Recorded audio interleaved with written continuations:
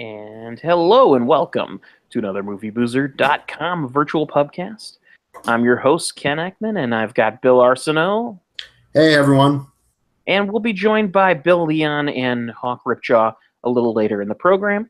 But we've got quite a few topics to talk about. We missed last week due to unforeseen circumstances. And you mean Thanksgiving? Yeah, the holiday. And things turning up. There's Billy on. He's popping in. Well, glad that you could join us. We're recording as of now. Oh, hello. And it reminds me of in Dana Gould's podcast, anytime someone enters the podcast, they have to say, "This is the sound of my voice." Oh, okay. I was going to say it's like the Family Matters intro. Like, oh, I didn't see the camera there. Reginald Bell Johnson. So, we've got quite a few movies to talk about. We're going to jump right in here. Now, Hawk is not here yet, so we're going to hold off on Justice League, which is kind of the big movie. Justice? You wait a second. We're going to wait for Hawk Ripjaw. That's what I said. Yep. That was the joke. That's what Bill said, too, yeah. Yes, you said that too. But so what we're going to do is we're going to start with a movie that, Bill, you talked a little bit about a couple weeks ago, Lady Bird. Yeah, and you finally got around to seeing it. Yes, I got around to seeing it. I saw a trailer for it on television, which and then I was like, oh, that's the movie Bill Arsenault was talking about. Exactly. That's where it's known for. I'm pointing it out just because I have literally not seen any other advertising for this movie. Yeah, there isn't much advertising for it at the moment, but it has won some recognition already in that it has become the best reviewed film in Rotten Tomatoes history. Yes. Okay. Based on percentage of positive reviews. I didn't mean what I said as a slight against the movie. I honestly just think it's like... Oh, sure. I gotcha. When you had brought it up 2 weeks ago, I made a bunch of jokes about the dog from King of the Hill because I'd never heard of this movie. And Lady Bird. It seems like a shame that I had never heard of this movie before. Well, to put this in perspective, the film's already won the National Board of Review Best Film and Best Director. Mm-hmm. And it also won the Denver International Film Festival, the Rare Pearl Award, whatever the heck that means. And then it's pending currently the Independent Spirit Awards, which has been nominated. So it's already starting to garner some accolades. And so Lady Bird, I'll just give a quick description since, Bill, you talked about it once already. It takes place over the course of the senior year in this girl's life in Catholic high school in Sacramento, California, set in the year 2002. And that plays a little bit into the atmosphere and feeling of the situation because everything's kind of confused and you've got that post 9/11 what the hell's going on kind of sensibility, and which only can help a teenager who's already going through confusion and what the hell and oddly enough that was really the dominant theme of this movie is what the hell is going on. And this isn't to suggest this film is a Lynchian film or anything like that. No. We mean to say like in mood, or in development, you know what I mean? Like in character. It's kind of more right. The character Lady Bird, her real name is Christine, but she likes to be called Lady Bird, is a kind of rebellious teenager who's searching for direction in her life, and she's kind of grown tired of living what she describes quite pretentiously in the Midwest of California. Which is, Sacramento, California, which she just describes as not being the California you typically expect. And the biggest thing that this movie has, which I think is the dominant theme outside of being, trying to find direction, is the combative relationship she has with her mother. Yes. And what's fascinating about it, and in my opinion, I don't think I've ever seen a movie that truly encapsulates this better.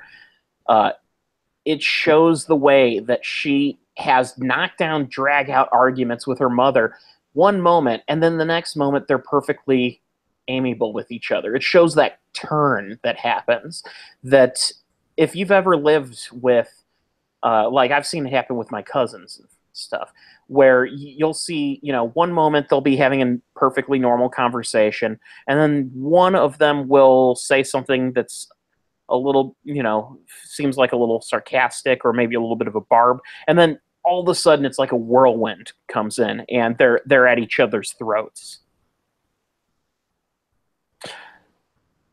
And sorry, I guess I should have said something there. Yeah, no, I know what you're talking about. This movie has a lot of that in it.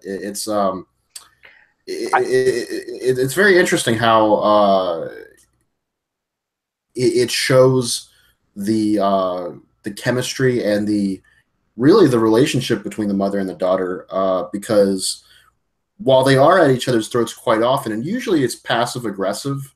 Mm-hmm. It's not always yelling. Usually it's just the mother saying some comment and then the daughter catching it, like, oh no, that's not what you meant. This is what you meant. Mm-hmm. And then mom go, no, but of course she really meant the other thing.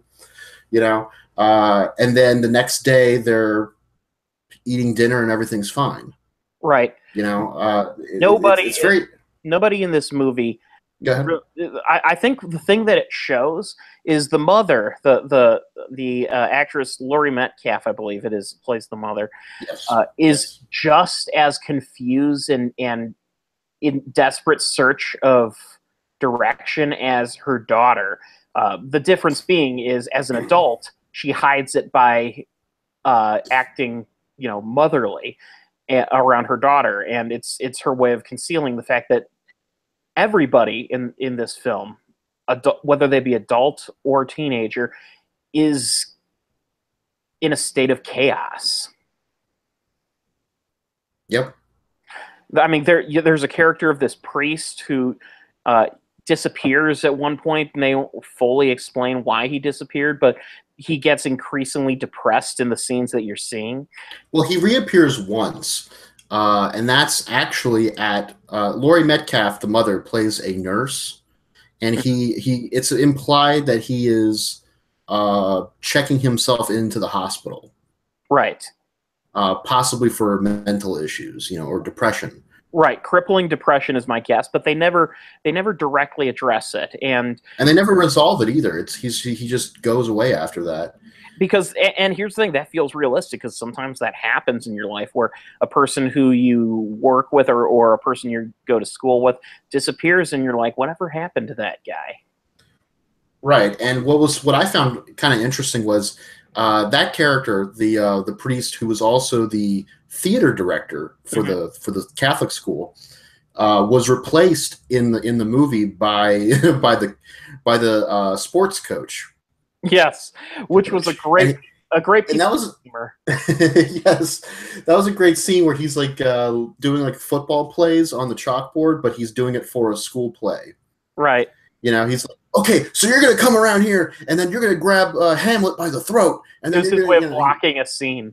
Yeah, right. And the actors are just like, the students.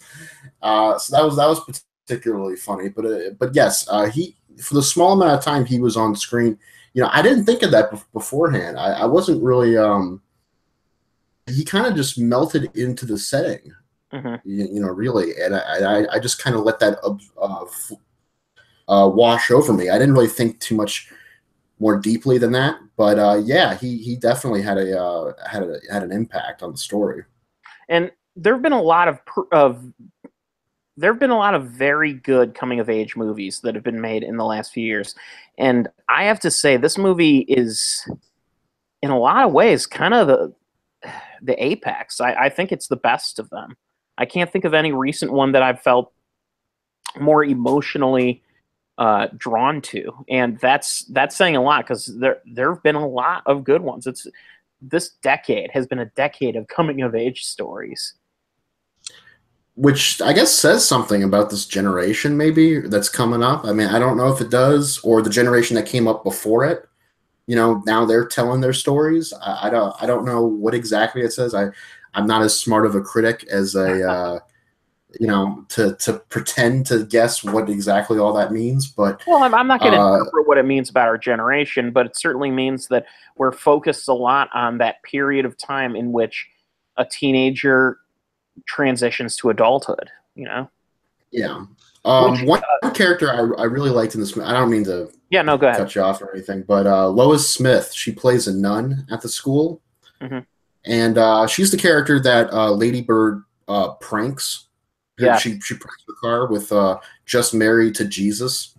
Yeah. And later in the movie, Lois Smith, you know, is like, "Yeah, I know you did that, but it's okay. We all had a laugh at it, so it's fine." But immediately after that, they start talking about her college prospects, and I forget exactly what Lois Smith says, but the way she says it is she's giving advice to Lady Bird and also asking her a question at the same time about her for you know what she's planning on doing for the future, and it was very deep and insightful what she ended up saying. That it made quite the impression on me, and I never went to Catholic school. I never really got into the church all that much personally, even though that's kind of how I was raised with Catholic. Right. But that philosophy of coming from a nun, you know, who already comes with this interesting backstory, her to becoming a nun, you know, like I think anytime you talk with specifically a nun, you're kind of like in awe because this person has given up essentially their personality and life for the service of other people. And you know, that kind of experience and wisdom, you know, is very can be very enlightening. Well, certainly, and you know, I mean, not being a religious person myself, I will say that one thing that's useful in ideal circumstances to many people who are religious is the fact that it's a replacement for therapy for a lot of them. It's essentially, which of course doesn't work for the priest character. He has to actually seek real counseling, you know. Right.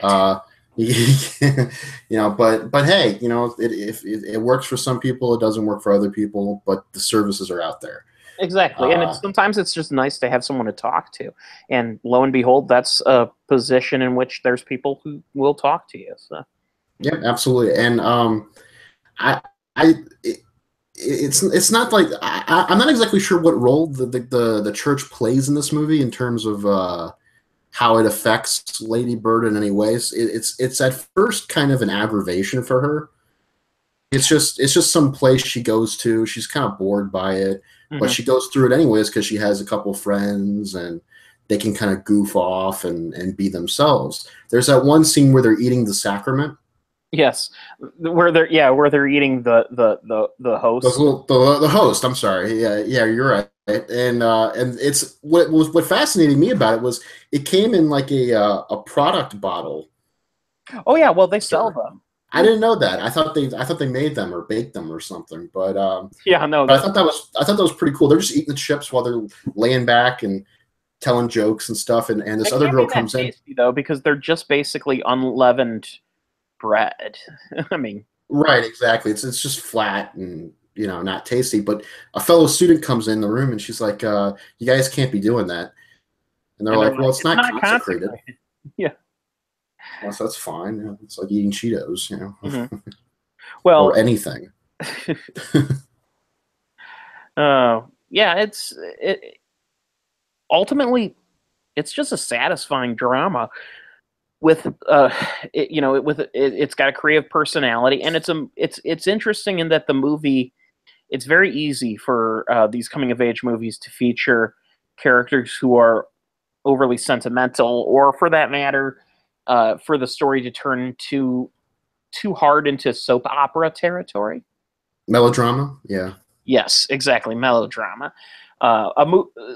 Even some really good movies of recent in the coming of age vein have featured some melodrama, but this avoids that pretty well. I mean, even moments that should be melodramatic, like when she finds out one of her boyfriends is gay, is treated in that's handled with a good amount of levity. Yeah. Yeah, it's they don't turn it into this big thing. It's actually handled very well, and it's resolved very well and very sweetly too. Like at first she's a little pissed, but it's more that she doesn't understand at first. And then when she is confronted by him later in the film, then that's when she kind of understands and is able to learn something from that whole situation. Yeah, I have to credit Saoirse Ronan for her performance. It really great performance, absolutely. And she's like 22, 23, but she sold herself as a teenager pretty well. Yeah, okay. It didn't. Well, she looks like she looks like a college student. Right. She's like that young, and so she could sell being. Yeah, exactly. She could sell being a senior. That's fine. I really enjoyed that. I enjoyed Tracy Letts, the playwright and actor in this movie as the father of Lady Bird. He loses his job at the beginning of the movie, which puts financial stress on the mother and really the family in general. Yeah, and he's also kind of directionless, but he's sticking it out. He always has this like demeanor that's kind of I don't want to say completely happy, but definitely friendly. And he's always like playing the good guy, while Laurie Metcalf has to be the one who says no. And she even points that out at one point, which there's no arguing. I mean, and when they point out that he's been suffering from depression his whole life, that's like a thing that's referenced in the film, and suddenly a lot of things that happened prior to prior become much more clear, and some motivating factors.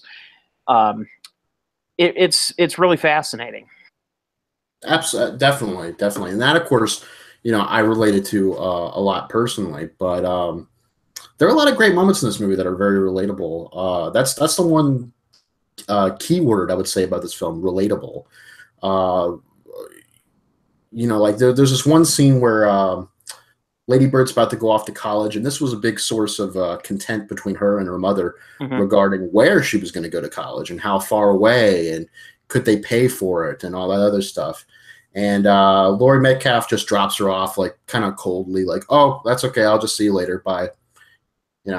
And at this point in the film, Lady Bird has already kind of gone through a neat little transformation in character. She's begun making amends and kind of understanding people a bit more and being nicer in general. But the mother is just cold, and in this particular scene, because of something that happened earlier. And she drives away, and the rest of the scene is just her driver's. It's just the point of view of the windshield looking at her, as she's driving, and we see, like, at first her go from cold to reconsidering to crying to circling around and going back to the airport. Right. And what could have been a very, like you were just talking about, soap opera-ish, melodramatic moment is handled in a very real way that I think a lot of people have probably experienced, where they would like to go back and redo something, that just happened a second ago, or fix a situation, as opposed to leaving it, hanging in some respect. So I sometimes it's funny how life sometimes works that way, where it's almost like a movie, like where you're running it they're running to the gate so you can say what you want to say to your ex-girlfriend or your ex-boyfriend, and that kind of thing. That cliche, sometimes cliches are real, This wasn't totally a cliche, but it kind of could have bent in that direction, but it stayed the course of sticking to the emotional truth of the situation, and then moving with it. To quote the coach, yeah, certainly. I guess. Now you're gonna hark left, then you're gonna go right. Now you're gonna stick with it. I don't know. Okay. Well, I mean, it's better than having a group crying contest. Well, that actually was a good idea. It's just that it became awkward. It became awkward when the teacher the teacher was doing it for real. He wasn't just crying to cry on cue. He was crying because he needed to cry. Right. Oh boy, that was like very uncomfortable. Like okay. That was the first sign of things not being right. Yes.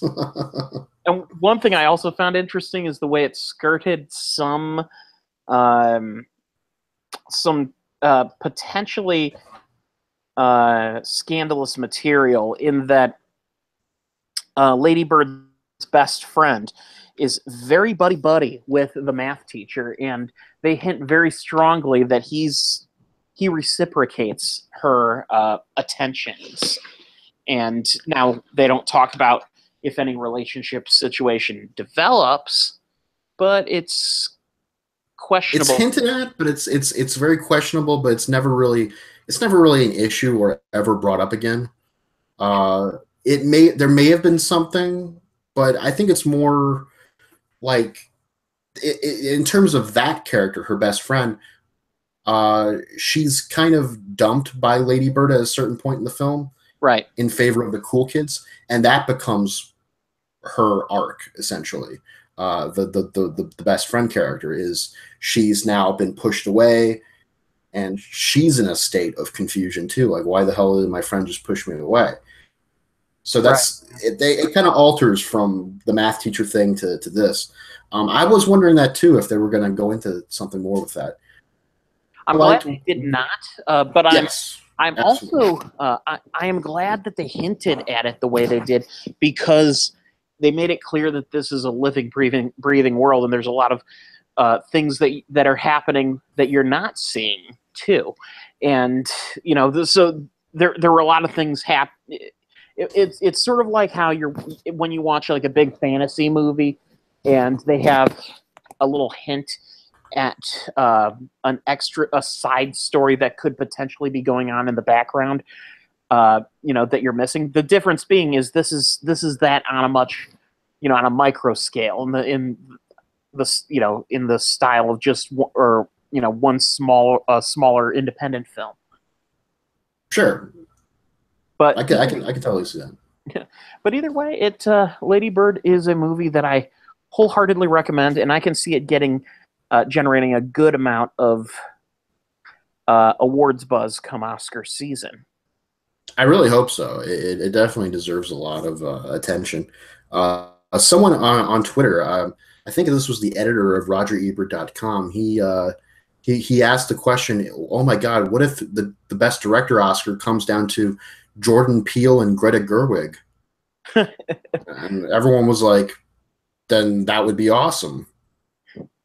Yeah, like a female and and this great comedian, black director, who be a person of color, Now I'm still incredibly suspicious about Get Out being nominated for anything, because it is, I've said this before, I'll say it again, it is incredibly difficult for a horror movie to get any I think it's got a good chance of something. I don't know what though. Get Out, Scoopy. It might get a screenplay nomination, but I don't think it's going to get a Best Director nomination. I don't know. Absolutely not. No. Okay. Whatever. And I'm not... I know what you're saying. I am by no means saying that the film doesn't deserve it. I'm just saying that the film doesn't deserve it. Works. Okay, Bill Leon is saying that. Okay. The film doesn't deserve it. Absolutely not. All right. I'm not saying it does or doesn't. I honestly haven't even thought about it that hard. So tell us, Bill, what is it about the film that... It's honestly a lot of really subtle things, like little things that happen in the film.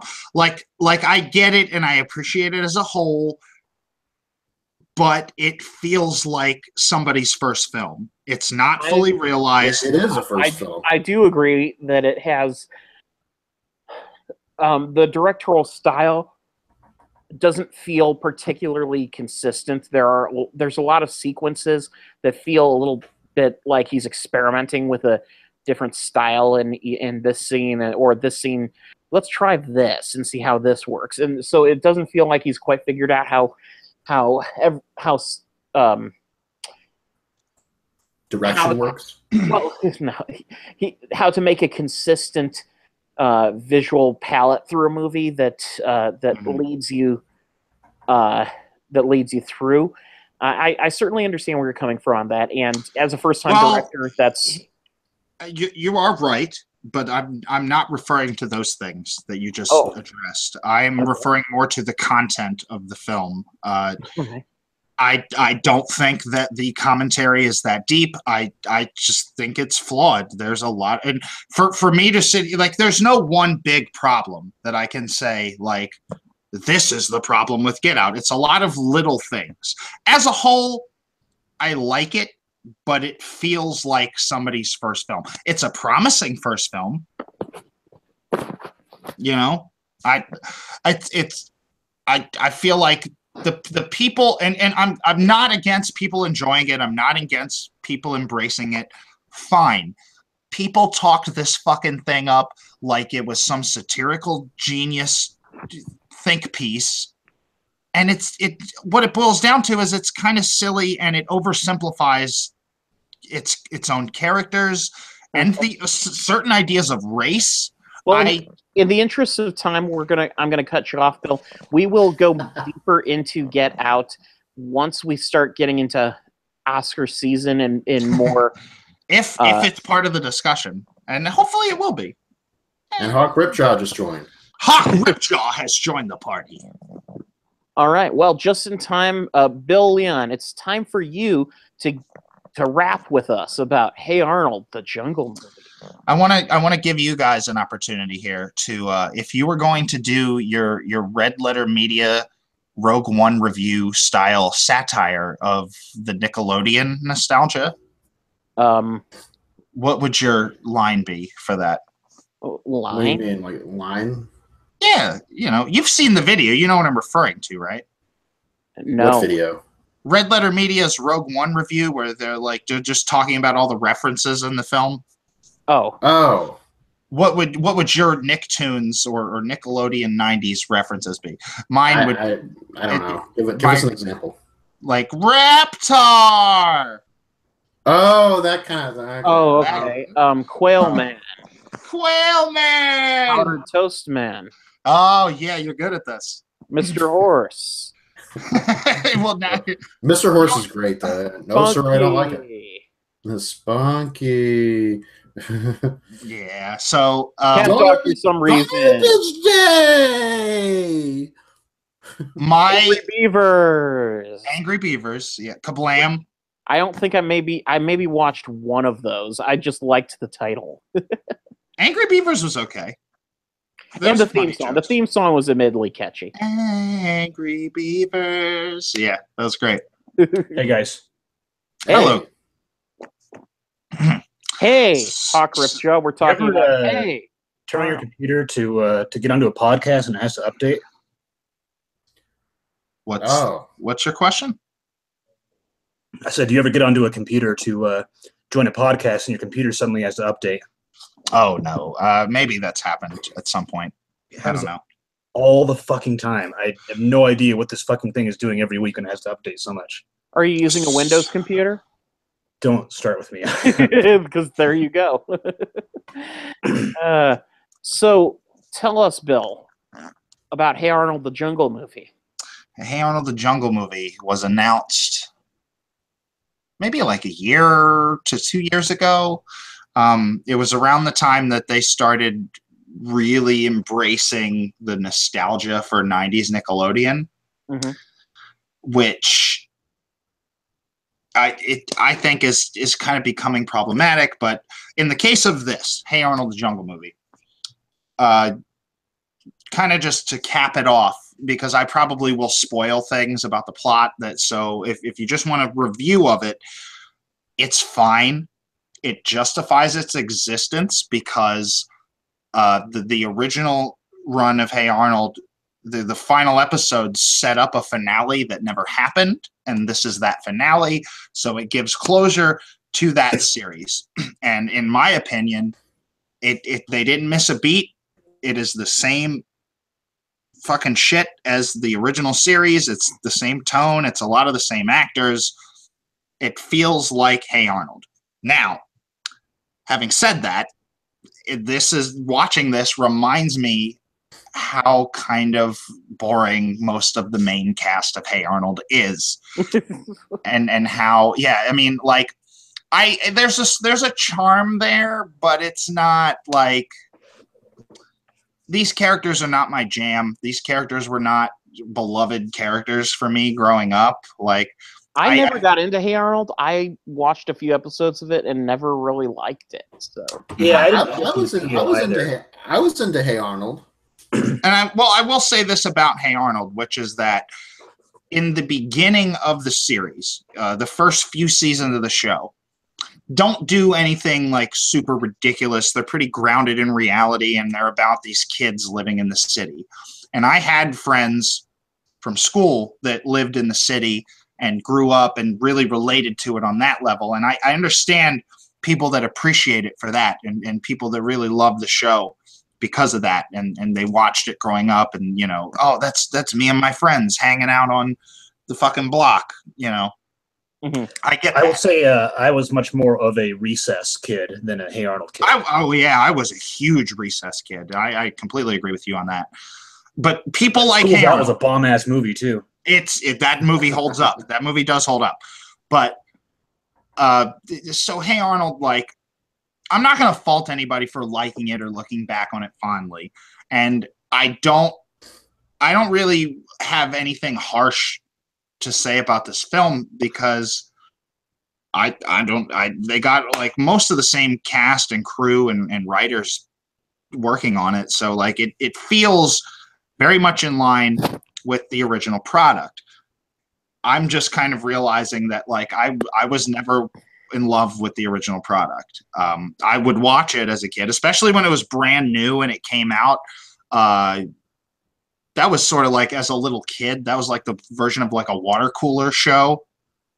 Oh, did you see Hey Arnold last night? Mm.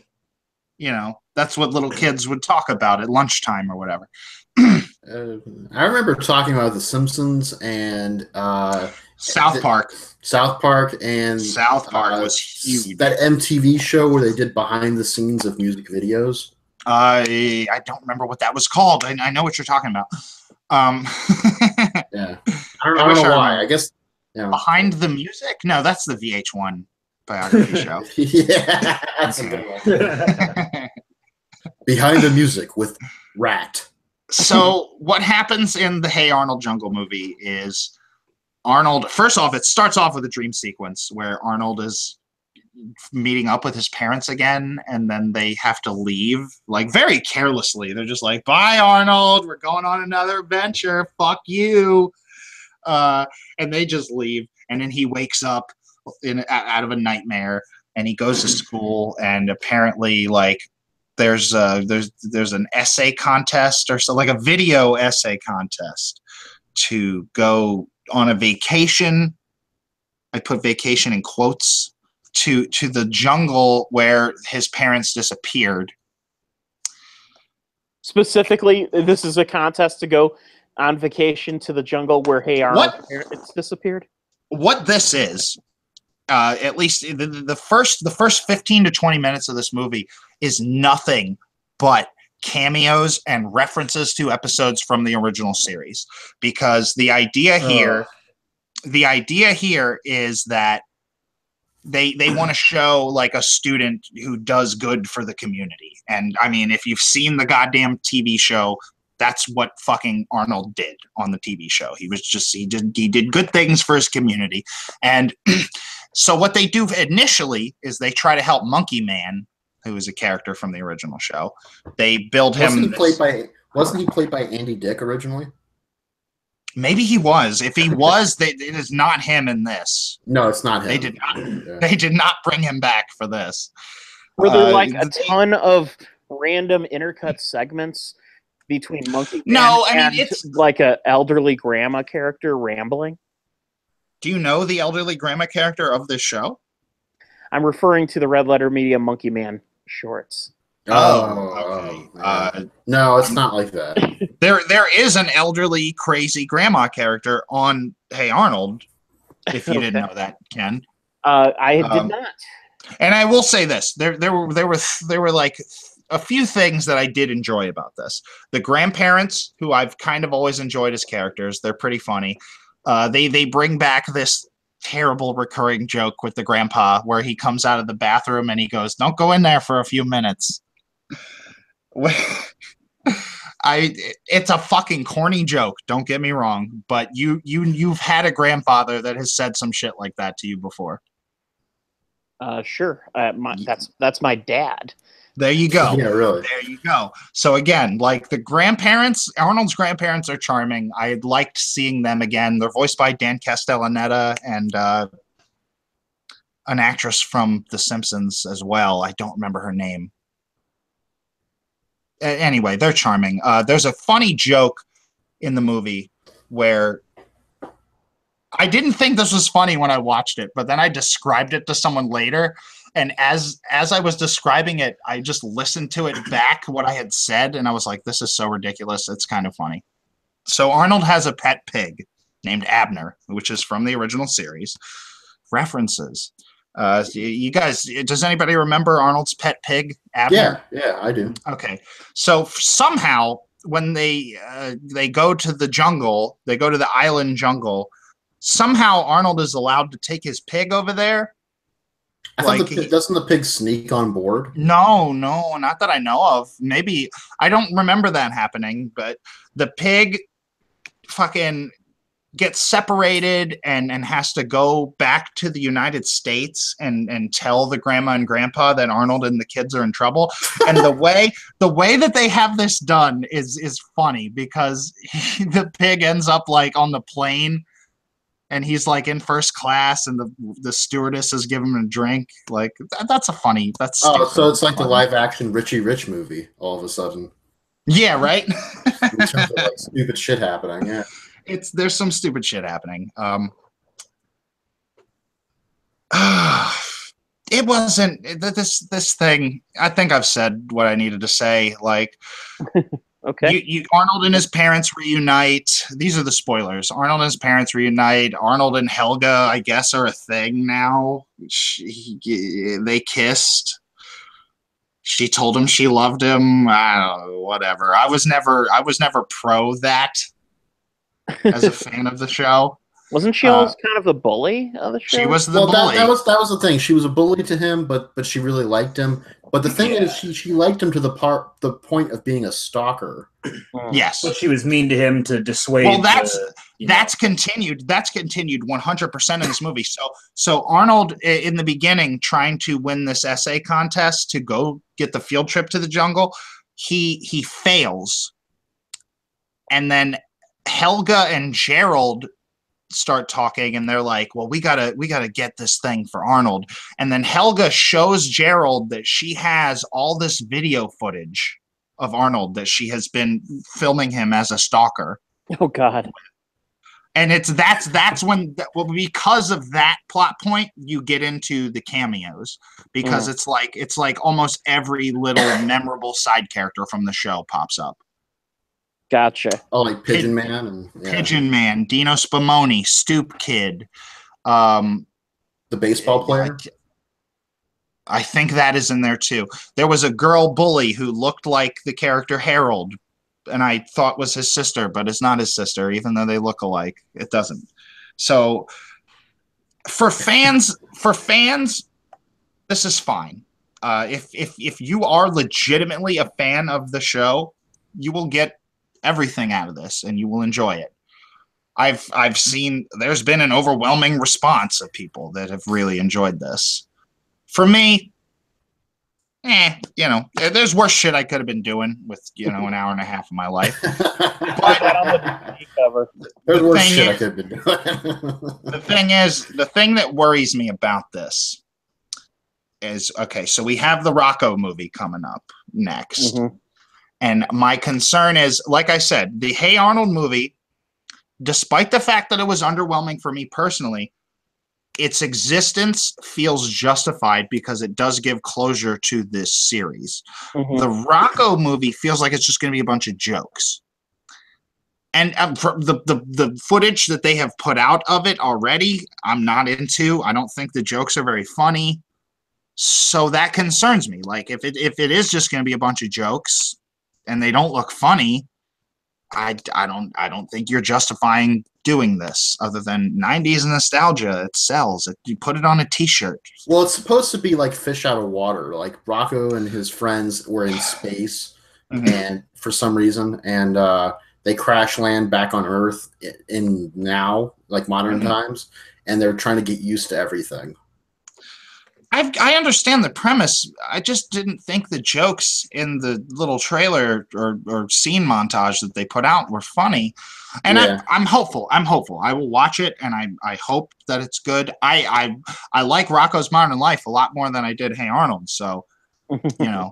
But yeah. It just concerns me because I don't know if you guys remember this. It was like, before these two projects were announced, they were talking about doing a fucking like Avengers Nicktoon mashup film. Yeah, I heard about that. I remember that. Yeah, and it's like, it feels like Nickelodeon is like, people love our old properties. We don't have a fucking clue what to do with them. Who here remembers that Doug used to be really good before Disney got it? Oh yeah, yeah. I agree with that. Yeah, the first couple seasons when it was on Nickelodeon were great, and then for some inexplicable reason, Disney bought it. And I think, well, here's the thing: is I think a lot of the complaints that I make about original series Hey Arnold, you could apply to Doug. I was a lot younger when Doug was airing, so it is more charming to me. I think I enjoy it more, but the characters are pretty much, one-dimensional on both shows. Oh yeah, well, I'm not saying that the shows. Well, no, I kind of disagree with that. I think at least on Doug, the characters are definitely stereotypes. You got the bully, you got the love interest character, the wacky neighbor, all those kind of things. But throughout the series, there's some complexity given to some of these characters. Okay. I mean, I think both shows kind of follow like a Peanuts dynamic. Yeah, in a way, yeah. I think Doug is a little different, though. Well, on the base of it, especially based on what you just described. You got these stereotypical archetype characters. Archetypes, yes. Yeah. Okay. Oh, God forbid, like, I'm thinking about it, like 90s Nickelodeon nostalgia. Cat Dog did have an ending, so we don't need to touch Cat Dog, but they're probably going to do a fucking Cat Dog movie at some point, What about that show with the roller skaters in California or something? Remember that, Nick? Rocket Power. Yeah. Was it Rocket Power? I thought it was. That was Rocket Power. That was Rocket Power? Okay. I thought it was Wild something. I know. I must be thinking of Wild Thornberries, but. Oh yeah, that was not Skater Show. That was no. Not at all. Dude, I wouldn't be surprised if they dug up Rocket Power to make some shit about. I'm just counting down until the Hey Dude reunion. That has probably happened already. That has probably happened already because I know that they have not for television and not professionally, but they have done for like conventions, gotten the cast of Salute Your Shorts back together. The Pete and Pete cast and crew have gotten back together multiple times. Pete and Pete was brilliant. Pete and Pete Oh man, see, that's the thing about this whole, like, especially since it's animated and you can just break the shit their fucking load. Because the film Snow Day was supposed to be a Pete and Pete movie, and Nickelodeon got cold feet and said, just make it a film that has nothing to do with that show.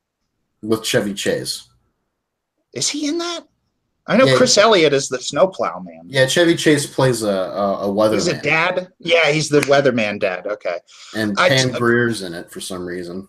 Pete and Pete never got a proper ending, and unless they were to do it animated now, I guess you really can't do it. And the kids like Danny Tamborelli and Mike Morona, their voices are probably too deep now. So that show was so good, and I implore you, if you haven't rewatched it as an adult, do so, because you will not be disappointed. Yeah, maybe they should just do an Artie movie. Well, actually, it's so funny. We're not reviewing The Problem with Apu today, but yes, we are. We are. Okay. Well, was talking to a friend about The Problem with Apu, and we were talking about the character Khan from King of the Hill. Okay. Yeah, there's actually an article out there asking, what about Khan? Uh-huh. Oh, okay. I didn't know about this. Is it an article or is it an article?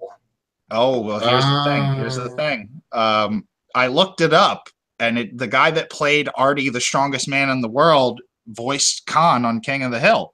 What? Yeah, he also voiced Cotton on that show too. Well, it was Toby Huss who Toby Huss. Yeah, he's a Mike Judge collaborator. He's been on a few Mike Judge. So projects. it's another impersonation of another race. He is the voice of Khan on King of the Hill. Those who don't know Toby Huss, if you watch shows like *Halt and Catch Fire*, he's had a recurring role on that. He's actually gotten quite big lately, but yeah, he was Artie, the strongest man in the world. Remember how Artie had like a bunch of super villains? Like he had like a stable of villains, like the guy with the paper cuts. My favorite thing was that Artie got his power. Well, those were more the characters Bill are referring to are more like Little Pete's bullies. Yeah. Yeah, right. I loved how Artie got his power from the smell of tire air. Like if you let the air out of a tire, it would attract him. I'm telling you, that show, it's so perfectly early 90s in it. I don't know, like it's just perfect. I would not change a thing about it. All right, so since we mentioned The Problem with Apu, why don't we go ahead and jump right into that? The Problem with Apu. Who is the name of the guy that hosts this documentary? The host is Hari Kondabolu, and he also wrote it. Okay. I'm not going to try to pronounce his name because I don't want to do it incorrectly. I was telling Ken that the worst part about The Problem with Apu was watching all of the commercials for all that True TV bullshit stuff that they also do. Oh, and Practical Jokers and Practical Jokers and Laugh Tracks and the Carbonaro Effect and some other crap like. And True TV is just horribly smug with everything they do in it. Someone is sitting on a whoopee cushion, by the way. I'm sitting on a leather couch, is what that is. I'm sorry. Okay, I was wondering what that was. I was gonna say somebody just ripping it and not saying anything. I am sitting on a leather couch, is what that is. Okay, that's a new euphemism for that. Anyway. So Hari Kondabolu, for those who don't know, I'm actually quite familiar with him because he's a regular contributor to The Bugle, a audio news parody podcast that John Oliver used to co-host alongside another British comedian, Andy Zaltzman. He regularly has been appearing in that, and he's also a stand-up comic. He's done a bunch of other podcast stuff. He was also a writer on Totally Biased with W. Kamau Bell a few years back. Mm-hmm. Anyway, so The Problem with Apu is a documentary it's about an hour long, and the theme of it is essentially just the fact that interviewing celebrities with South Asian descent and their opinions on the character of Apu from The Simpsons and how his characterization has impacted themselves in everyday life. Yeah, I thought it was interesting. It was I mentioned to you guys that it's a different sort of documentary than I expected. I thought it was going to be more of an informative thing about the Apu, the character, but it's more of a cultural examination. And I liked how at first they stated that 28 years ago when the show first started and Apu was introduced, there was no representation of Indian actors or South Asian actors in Hollywood, so nobody was able to speak up and talk about how that was offensive. It was just kind of a joke. But I ended up losing a lot of respect for Dana Gould. Is that who it is? Or Dana Gould. Here's the thing, and this is this is before you get into this, I want to say something. I listened to Hari interviewed on the Nerdist podcast, and one thing he said about Dana Gould that was actually kind of praiseworthy is that he was the only person directly associated with The Simpsons who spoke completely honestly and openly about Apu as a character. And I got that completely from his interview in the film. He came off as a little insensitive, but I don't think that was from a spiteful place. I don't think that was from a hateful place. I think he was just honestly talking about what it was like in that writer's room at that time. Right. And the fact was they did... Well, go ahead. Go ahead. I think that just, I agree. He was very, very honest, and that was good too, but he kind of... It felt like he was kind of brushing it away, like, it's like, well, I don't know you, so why should I care? Kind of thing. Obviously, he gave a better response than what's his face? Hank Azaria? Is that who you're referring to? We'll get to Hank Azaria. We'll get to Hank Azaria. So the thing is, and I definitely understand where you're coming from in that his tone, and Dana Gould kind of does have a tone where, especially when talking with people who aren't as experienced in the industry as him, it almost takes on like a domineering father tone where he seems like he's talking down to a person. And I guess since I'm a regular listener to his podcast as well, I just have enough experience hearing his tone that maybe I'm used to it more. So he does not. He didn't even. I think if he had said something like, "I understand where you're coming from now that the cultural climate of how these stereotypes are portrayed in Hollywood."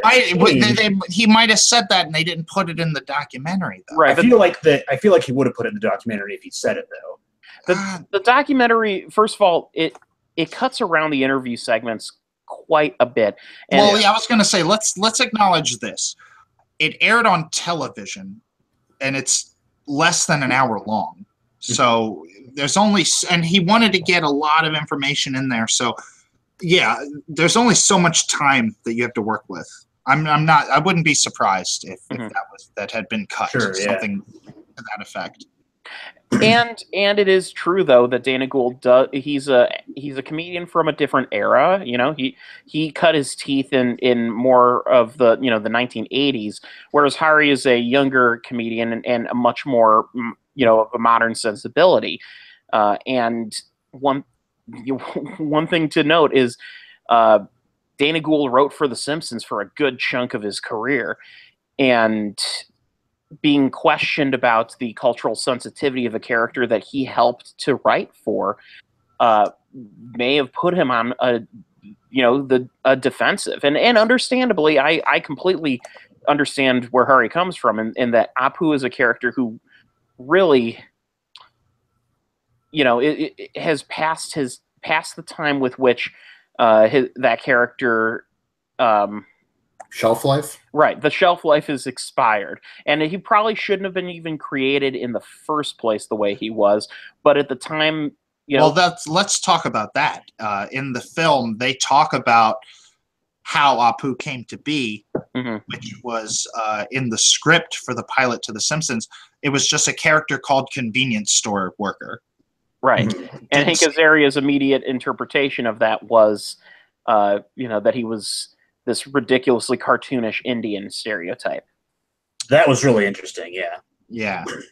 Which to be fair, Hank Azaria as a comedian is a voice guy, and he specializes in cartoonish voices. I was going to say, if you've ever seen the documentary, I Know That Voice, just his descriptions of how he comes up with voices just seem to be based on someone else usually. Like he talks about Lou the cop from The Simpsons. You guys know Lou? Oh yeah. Yeah, Chief Wiggum's buddy. He says Lou the cop is a bad Stallone impression. Mm-hmm. Yeah, and I don't have necessarily even a problem with a voice actor who does, especially in his case, he does voices of so many different characters. I don't hold it against the fact that he's occasionally done a character of ethnic descent, just because oftentimes on those cartoons they will come up to the voice actors they already have on retainer and say, "Can you do this voice?" And he's like, "Okay, yeah, let me do that." It just so happens that this character is one who, as years have gone by, has become a more and more well-known character, and I completely understand the argument that is laid down. I see where they're talking about of people saying, "Yeah, I used to get called Apu all the time as a kid." Mm-hmm. And the other thing that was interesting too is that it's not like this show just makes fun of the quote unquote stereotypical convenience store clerk. I mean, every stereotype is lampooned in The Simpsons. I mean, it is scorched earth. Everyone gets made fun of. Oh yeah, and the same thing goes for, say, South Park. South Park is an equal opportunity offender of. I think, but with South Park though, South Park has built its reputation on being offensive. Do you think that if anyone came up and said the City Walk guy is no, racist? Absolutely not. No, because again, I think South Park has made its name being like the show that is just completely that. That's kind of the way it's. The Simpsons was when it came out. The Simpsons was the transgressive show. Mm-hmm. Yeah, I know. South Park was the transgressive show when it came out, and there have been some shows since then that have taken up that mantle too. I think part of what makes South Park work really well too, especially in terms of the City Walk guy, is that his character is almost exclusively one specific and very stupid stereotype of that character. So they don't really go after the guy's entire culture. You could argue that character, for instance, is a parody of bad racist impressions. Exactly. Yes, but if you've ever seen Trey Parker like do it in the studio, like everybody cracks up at him doing that voice. Right, and it was later revealed in an episode of that the City Walk guy is actually a white guy. Did they do that? With mental health problems. Okay, I actually respect them a lot more, because that was a joke they mentioned in The Problem with Apu. What if they announced that came out that Apu had been faking it all these years and he's just a white dude? And I liked that the actor that was playing the son-in-law or the nephew wanted a cutaway where they talk about Apu just probably played by a white guy, and then there's a hard cut to Frank Azaria in the recording booth. Right. You know what? For once, South Park did it first. Yeah. Oh. All right. Well, Zach Jeremiah with the mustache. I think we've talked to this one up enough. So, it's only an hour long. We don't have to concentrate too much. Why don't we jump to another documentary, Jim and Andy, The Great Beyond? Oh, I loved this. So first of all, just so you know, Jim and Andy, The Great Beyond is directed by Chris Smith, who, if you're not familiar, also directed a film which I consider to be perhaps the greatest documentary about filmmaking ever made, American Movie. Oh, is that who made this? Yeah. Yeah. Okay. Yeah. It's so funny. I just watched that over the weekend, American Movie. For the first time, or? No. For probably like my 6th or 7th time. Okay. I liked it a lot. I thought that Jim Carrey, and I think one of you guys mentioned this, Jim Carrey was a little bit up his own ass. Oh, a little bit. I think Jim Carrey. I think Jim Carrey is going through a weird phase in his life and career. Yes. where he looks back on everything in hindsight and has something lofty to say about it. And it's not necessarily not untrue. It's just the way he's saying it makes him come off like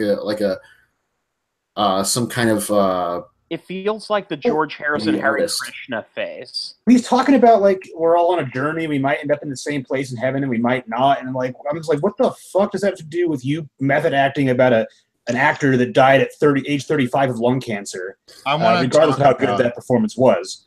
I just, regardless of how good a performance is, I've always kind of thought the idea of method acting was stupid, and I still do. Now, again, like it can yield some great performances. I think Jim Carrey is great in Man on the Moon. I think Heath Ledger is great in The Dark Knight. There's probably other ones that are not coming to mind. That's the thing with Heath Ledger's performance. He wasn't always the Joker on set. He would, right, but he did make a diary, you know, and he spent some time thinking about the character before production. But on set, whenever he wasn't Joker, he would like, you know, just be talking the shit about his family life and there's different there's different levels of method acting. It doesn't mean that you have to be in character all the time.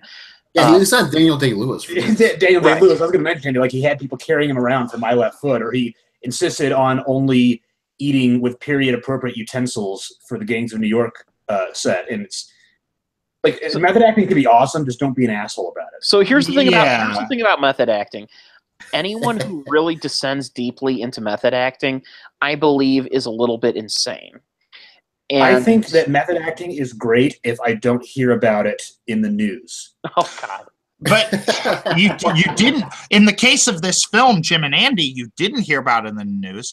One of my favorite lines in this film is he says something like, "The studio didn't want people to know because they didn't want to think Jim was an asshole." Yeah. Well, now we know that he was. So. Yeah, okay, you know, but that's up to interpretation. If you think he's an asshole, or if I think he was just being the best Andy Kaufman he could be, because really, what's the difference between being an asshole and being like Andy Kaufman? I mean, well, yeah, and Andy Kaufman's entire shtick was trying to test the limits of people's patience. I'm an asshole. Exactly. Didn't he at one point offer oh my God, commiserate with Milos Forman? Yeah, I'm here. Didn't he at one point do what? Like commiserate with Milos Forman over the phone and say that he recommended that he fire both both Andy Kaufman and Tony Clifton, and he would just impersonate them. Yeah, he says that in the documentary, and Milos said, as annoyed as he was by it, he did not want he did not want Andy and Tony to be fired. Yeah, I mean, you get what you pay for. We must go forward with it. And let's continue with this. Now the documentary does show a ton of sequences in which Milos is clearly pissed off at Jim Carrey. I'm sure. I'm surprised he survived the film. Yeah, but I mean, you know, that's exactly what the role called for. And don't get me started on Jerry Lawler. I was gonna say, I'm so excited that we get to talk about Jerry Lawler.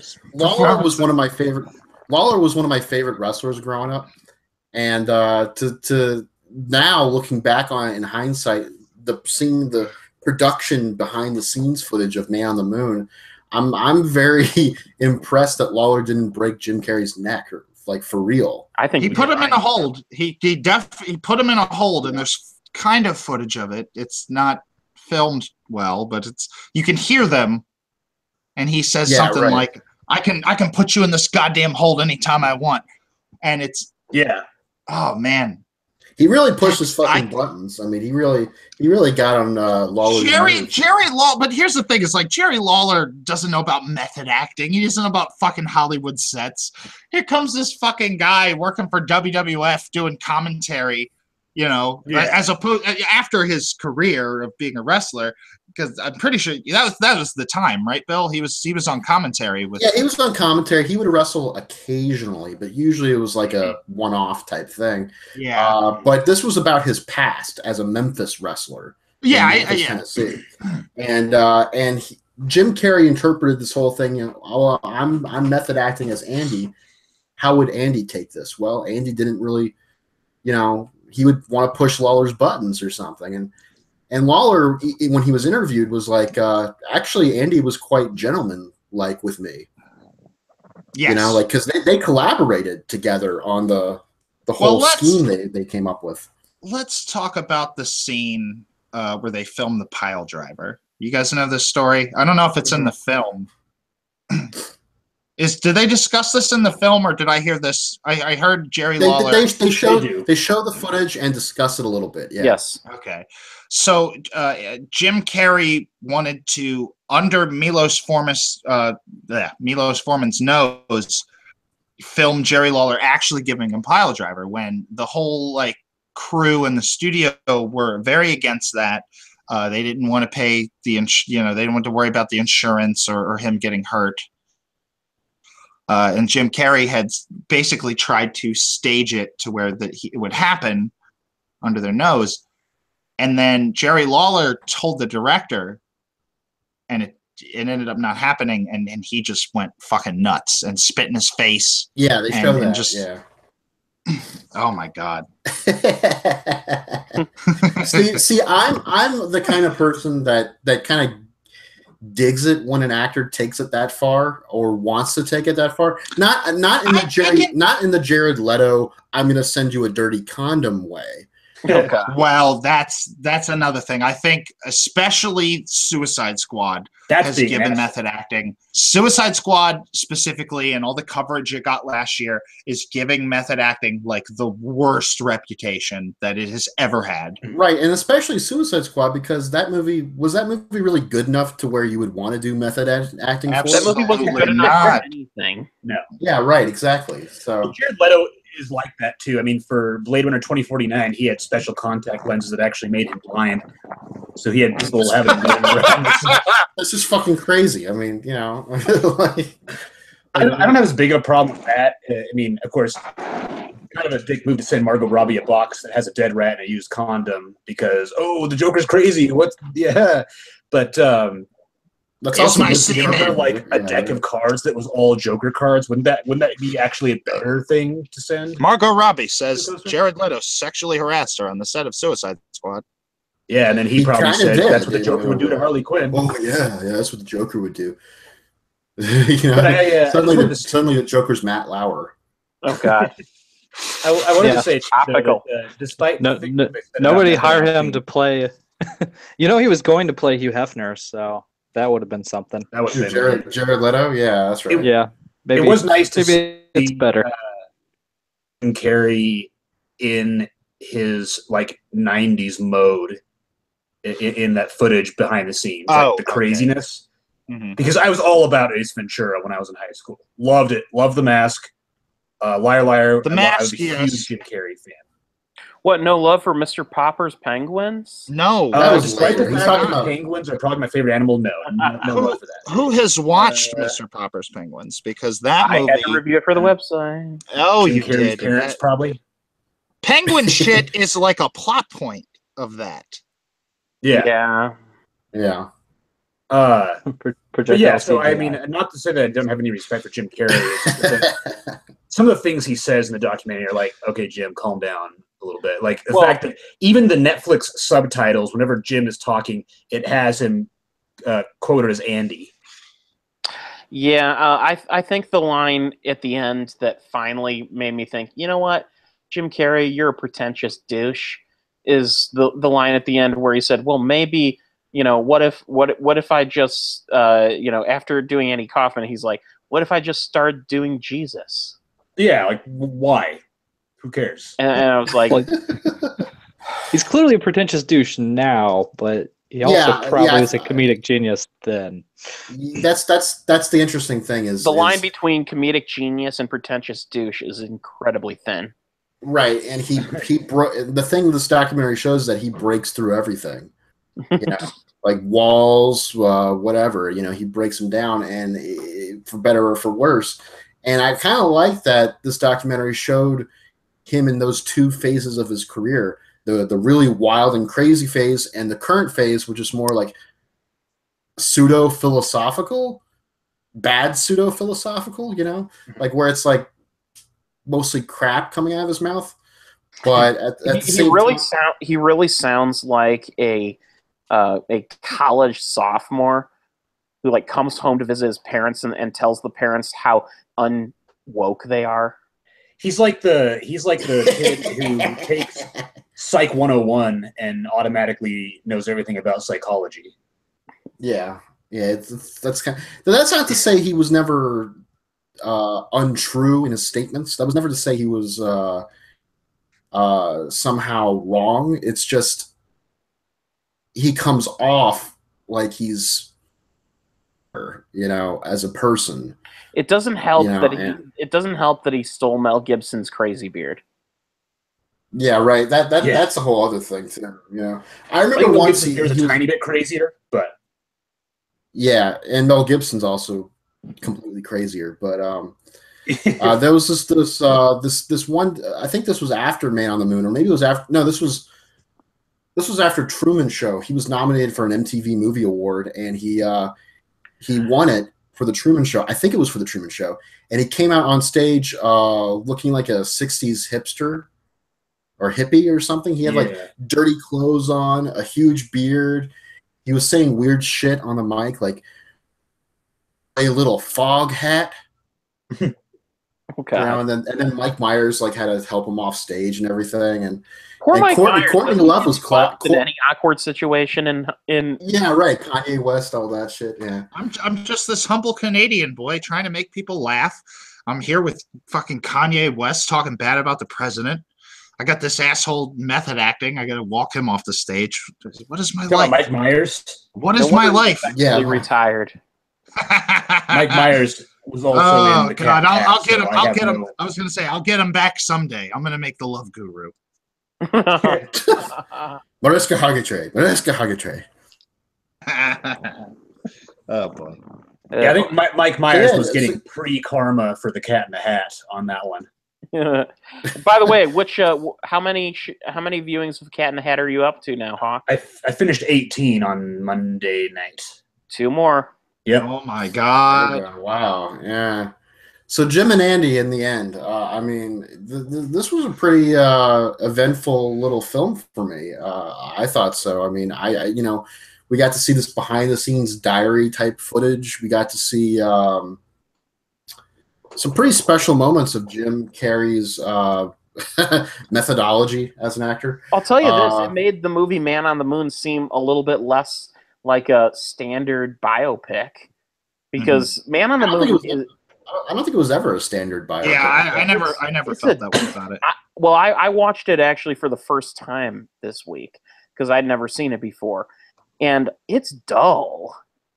Considering how transgressive Andy Kaufman was, compared to what Kaufman really was doing, it's dull, and I don't really think Carrey captured Kaufman.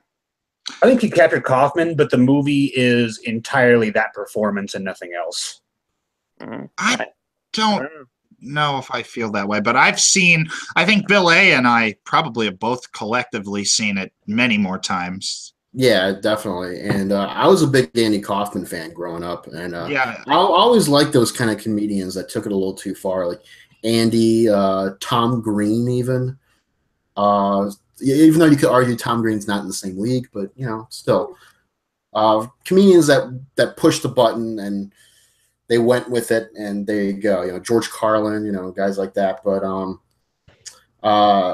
Andy Kaufman specifically, because he just had this like imaginative attitude about him, like where they kind of described it in the documentary as a little childlike, but I kind of appreciate that, and I appreciate that now more than ever as an adult, because I don't want to ever lose that little spark, Well, you can watch the NBC, or what is it, ABC special that he made that never aired. That's on YouTube, and that special is it feels like it's playing to children, It's really playing. I don't mean that in an insulting way. But no, right down to the fact that there's a fucking Howdy Doody cameo, when Howdy Doody probably hadn't been on television for 15 years up to that point. What's funny is he did an Adult Swim pilot before Adult Swim existed. Yeah, that's an interesting way to look at it. He's even on like, Adult Swim now. You could say like what the idea of Pee Wee Herman is kind of like the final evolution of that. Exactly. So this documentary, I mean, what do you guys ultimately do? You think it like?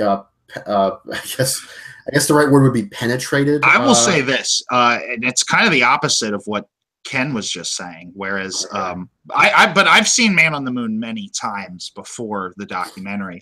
Watching the documentary, and especially comparing some of the footage that they recreated, watching the real Andy Kaufman, I mean, Jim Carrey physically doesn't look like him, but I get it. I get it now more than ever. Like the spirit is there, and the body is just a vessel, which is some shit Jim Carrey would say in this movie. Yeah, see, I don't see the similarity at all. I mean, it may be better with the Tony Clifton, but the performance, he certainly captured like Kaufman's the impressions that Kaufman would do. He hits, but as a person, it didn't feel right to me.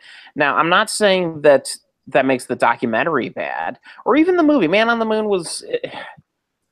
It's not a bad biopic. It's just. I will say this: give it a few years, watch it again, because the first time I saw it was actually years after it had come out. I'd rented it on video, like from Blockbuster, a good 5-6 years after it had come out. And I remember, paying $2 or $3 to rent it for the weekend and just watching it. I was like, that's a good movie. I enjoyed watching that. You've lost our entire millennial audience, Bill. They don't understand anything you're saying. Oh no! I saw it like 2 times in the theater, so I was much too young to have gone to. I did not know who Andy Kaufman was back in 1998 or 97 or whatever. Yeah. Well, I will say the documentary to me was far more interesting than the movie, because the documentary was an exploration of I believe Jim Carrey is a deranged person. Can we talk about like there are little things in that film that I think are brilliant. The opening, I adore the opening. How he like acts like he's trolling people, and then he's like, I did that so the real fans would stick around. And he's like just bouncing across the screen and shit. Like, I don't know. Like I understand where you're coming from, and I do see. But at the same time, though, like how is Man on the Moon all that different from like Ed Wood? Well, they're written by the same people. Oh my god! Oh my god! And here's the thing. I'm a big fan of Ed Wood. I think Ed Wood's a fantastic movie, and another very similar movie that I believe they also wrote, The People versus Larry Flint. That is on my to-do list. I have not watched it yet. And the thing is, I think by the time I'd seen both of those, and this film, like, to me, after all of that, feels like the same formula, but less interesting. I can see that. That's just how it feels to me, because The People versus Larry Flint is a masterpiece, as is Ed Wood. And this follows a very similar biopic kind of template and just doesn't quite hit the notes the same way. Now, that said, this documentary is a weird meta move in that it kind of retells the Andy Kaufman experience in a fascinating way through a making of documentary. It's kind of I actually really like this documentary. It's one of my favorite documentaries I've seen this year. Would you say that the film makes a better double feature with this documentary than it does as a singular piece? I would say forget the movie, just watch the doc. I'd say the same thing. Oh, I guess me and Bill A are the odd men out here, because I don't know how old were you? How old were you in 1997? Me? Oh goodness. Let's see. I was born in '85, so I was like probably 12, Okay, maybe I was 11 when this definitely movie came out. Yeah. I was definitely a teenager when I saw this for the first time, and but I had no knowledge of Andy Kaufman whatsoever. So the Man on the Moon kind of like educated me about that stuff. See, I remember when Man on the Moon came out, 60 Minutes did, I think it was 60 Minutes, maybe it was some other news show, did like an entire episode devoted to Andy Kaufman, and that's how I got his biographical information. And that was sort of my introduction to him. So the movie coming out had an impact on me. I just didn't see the movie until recently. Mm-hmm. Anyway, so we'll go ahead and move on. We still have a lot of movies to talk about tonight. So, have we done Justice League yet? That's what I was about to jump to. Okay, good. Oh my god! Oh, I haven't even. Oh. Okay, well, listen. First of all, Zach, I'm just going to say this. There's nothing that we can say about this movie that's going to spoil it for you, even if we painstakingly mentioned everything that happened in this movie. It wouldn't matter because you would still go into this movie and say, "Well, that was a waste of my fucking time." Yeah, I'm not gonna pay for it. I know that already. I've made that decision. Yeah, no, don't come to my peace with it. What was I gonna say? Oh, also, before we jump into that, how cool is it that Kentucker oddly liked our review? Just gonna throw that out. That is there. cool. That's very cool. Yeah. What? Hold on. What review? What review of what? Of The Silvio. review of Silvio. Who reviewed Silvio? Me. I did want to also in regards to Silvio, Bill A is quoted in the trailer for Silvio. Yay. Oh, seriously? Yeah. God damn, yeah, we really. I was watching the trailer a couple days ago again, just to kind of like revisit it, and it about halfway through the trailer it says, "So far, it might be my favorite film of the year." Film threat. I was like, wait a second, that sounds familiar. So I googled Silvio film threat, and sure enough, it's Bill A's review. Hey. And here we have the director of the movie liking Zach's review on Facebook of Silvio. And I'm probably the lukewarmest of the group on the film too. You. I legit loved Silvio, and it's still really one good. of my favorite films of the year. Probably still my number one film of the year. Probably my number 4. I saw a movie a couple days ago that probably shifted my top 5 very drastically. I don't want to say what it is on the air yet, but yeah. You can. Okay, The Shape of Water. I was gonna guess that. Yeah. You probably can't say what you thought of it yet, right? I think I can. I think the embargo is lifted on it, so well, you can say you liked it. You just can't review it under an embargo. I absolutely loved it. This movie, but that's I think it's going to be received greatly. So I can tell we're all really in a hurry to review Justice League. Listen, I do want to talk about Justice League, actually. You know what would make Justice League better is if Silvio was a member of the Justice League. You know what we would make can Justice all League agree. better? Literally anything. If you took out Cyborg and put in Silvio, no dialogue. I actually liked Cyborg in this movie. He was the only character that I kind of. I'm going to just say Cyborg was good. I think Justice League would have been a better movie if Zack Snyder got to direct the entire film. Oh yeah, I think we've all agreed on that because would it have been a good movie? No, it would have still been horrible Batman versus Superman trash.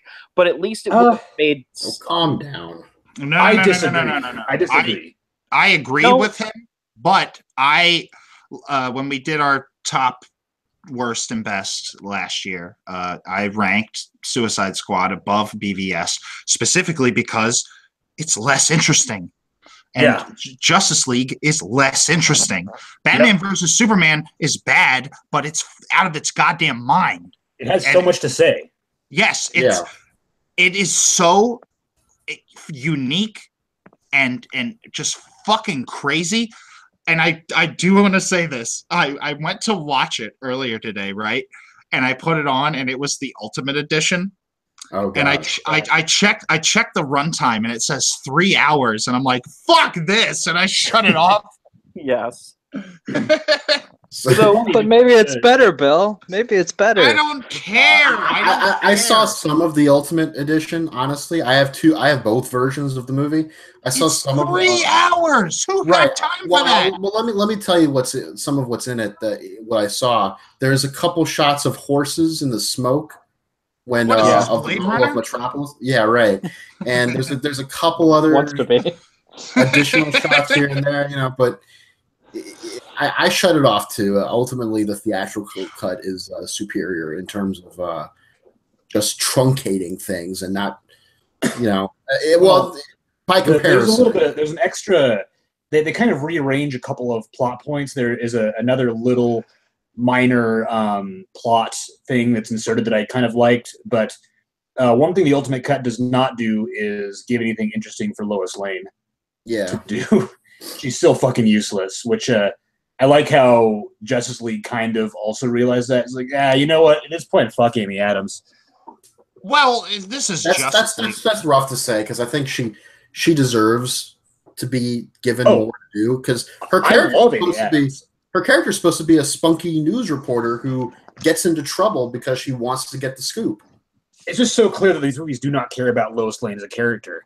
I think Amy Adams is great. They killed off Jimmy Olsen in the beginning of BVS. And Zack Snyder was asked why he did that, and his answer was basically because we didn't have anything for him to do besides get shot in the face.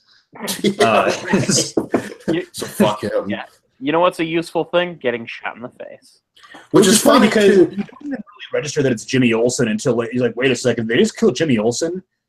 It never registered to me that Jimmy Olsen was even a part of the series. Said, "Oh, that guy, yeah, that was supposed to be Jimmy Olsen." And I was like, "Oh." Well, in the Ultimate Cut, they show his name, but in the theatrical cut, they don't. So he really could just be anybody.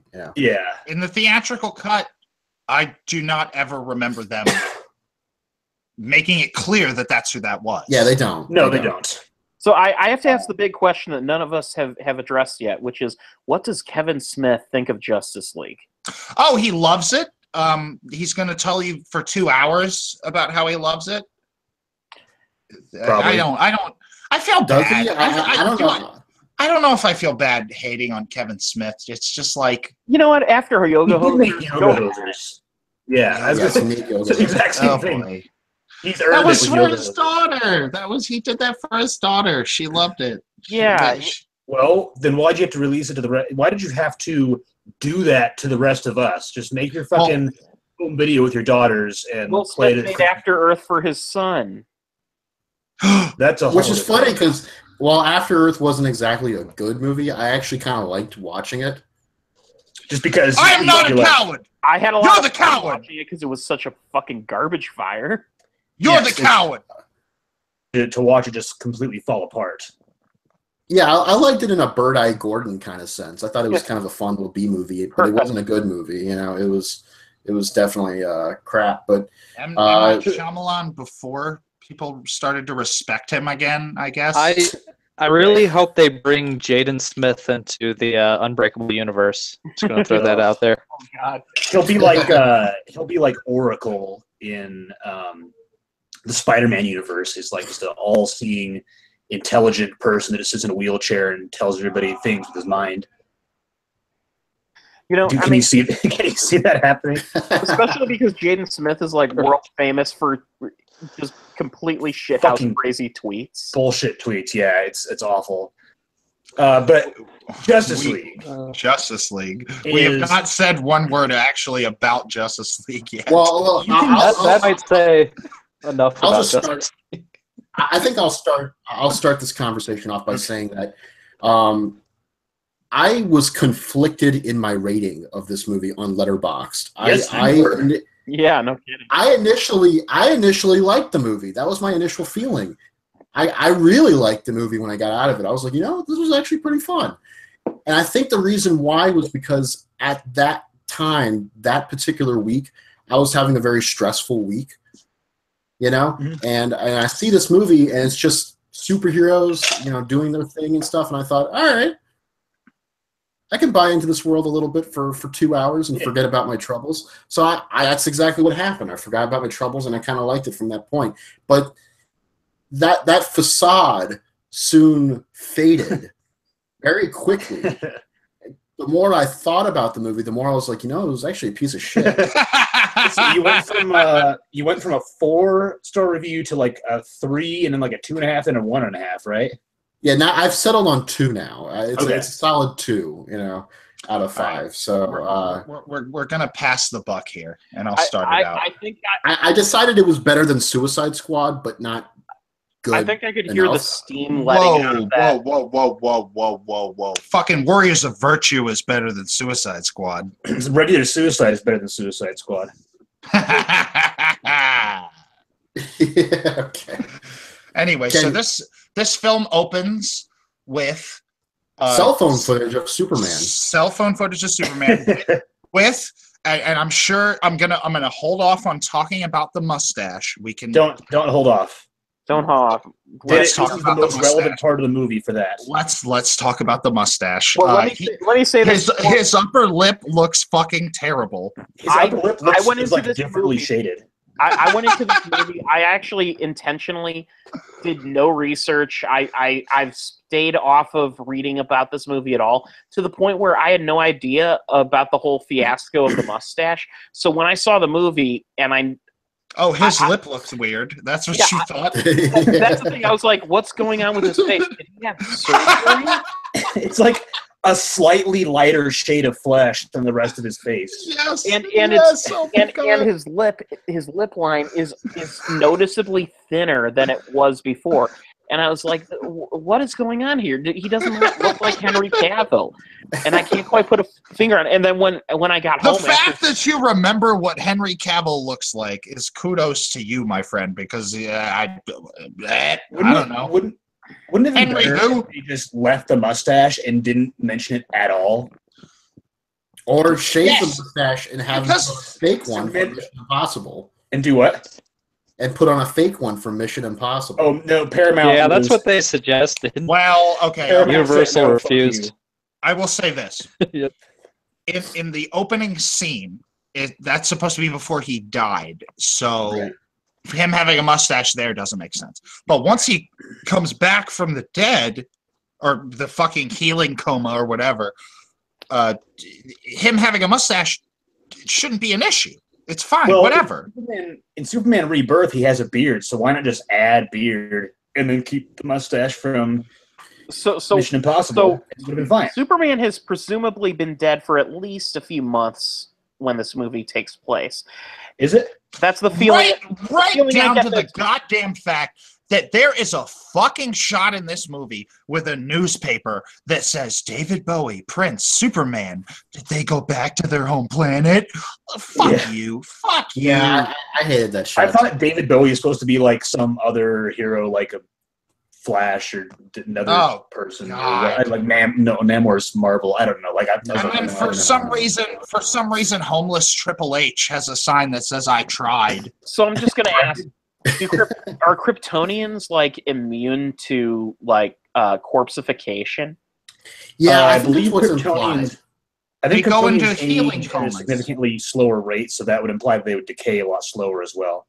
Yeah, and you can. I think less time actually passed between his death and this movie because there's still rubble around the statue.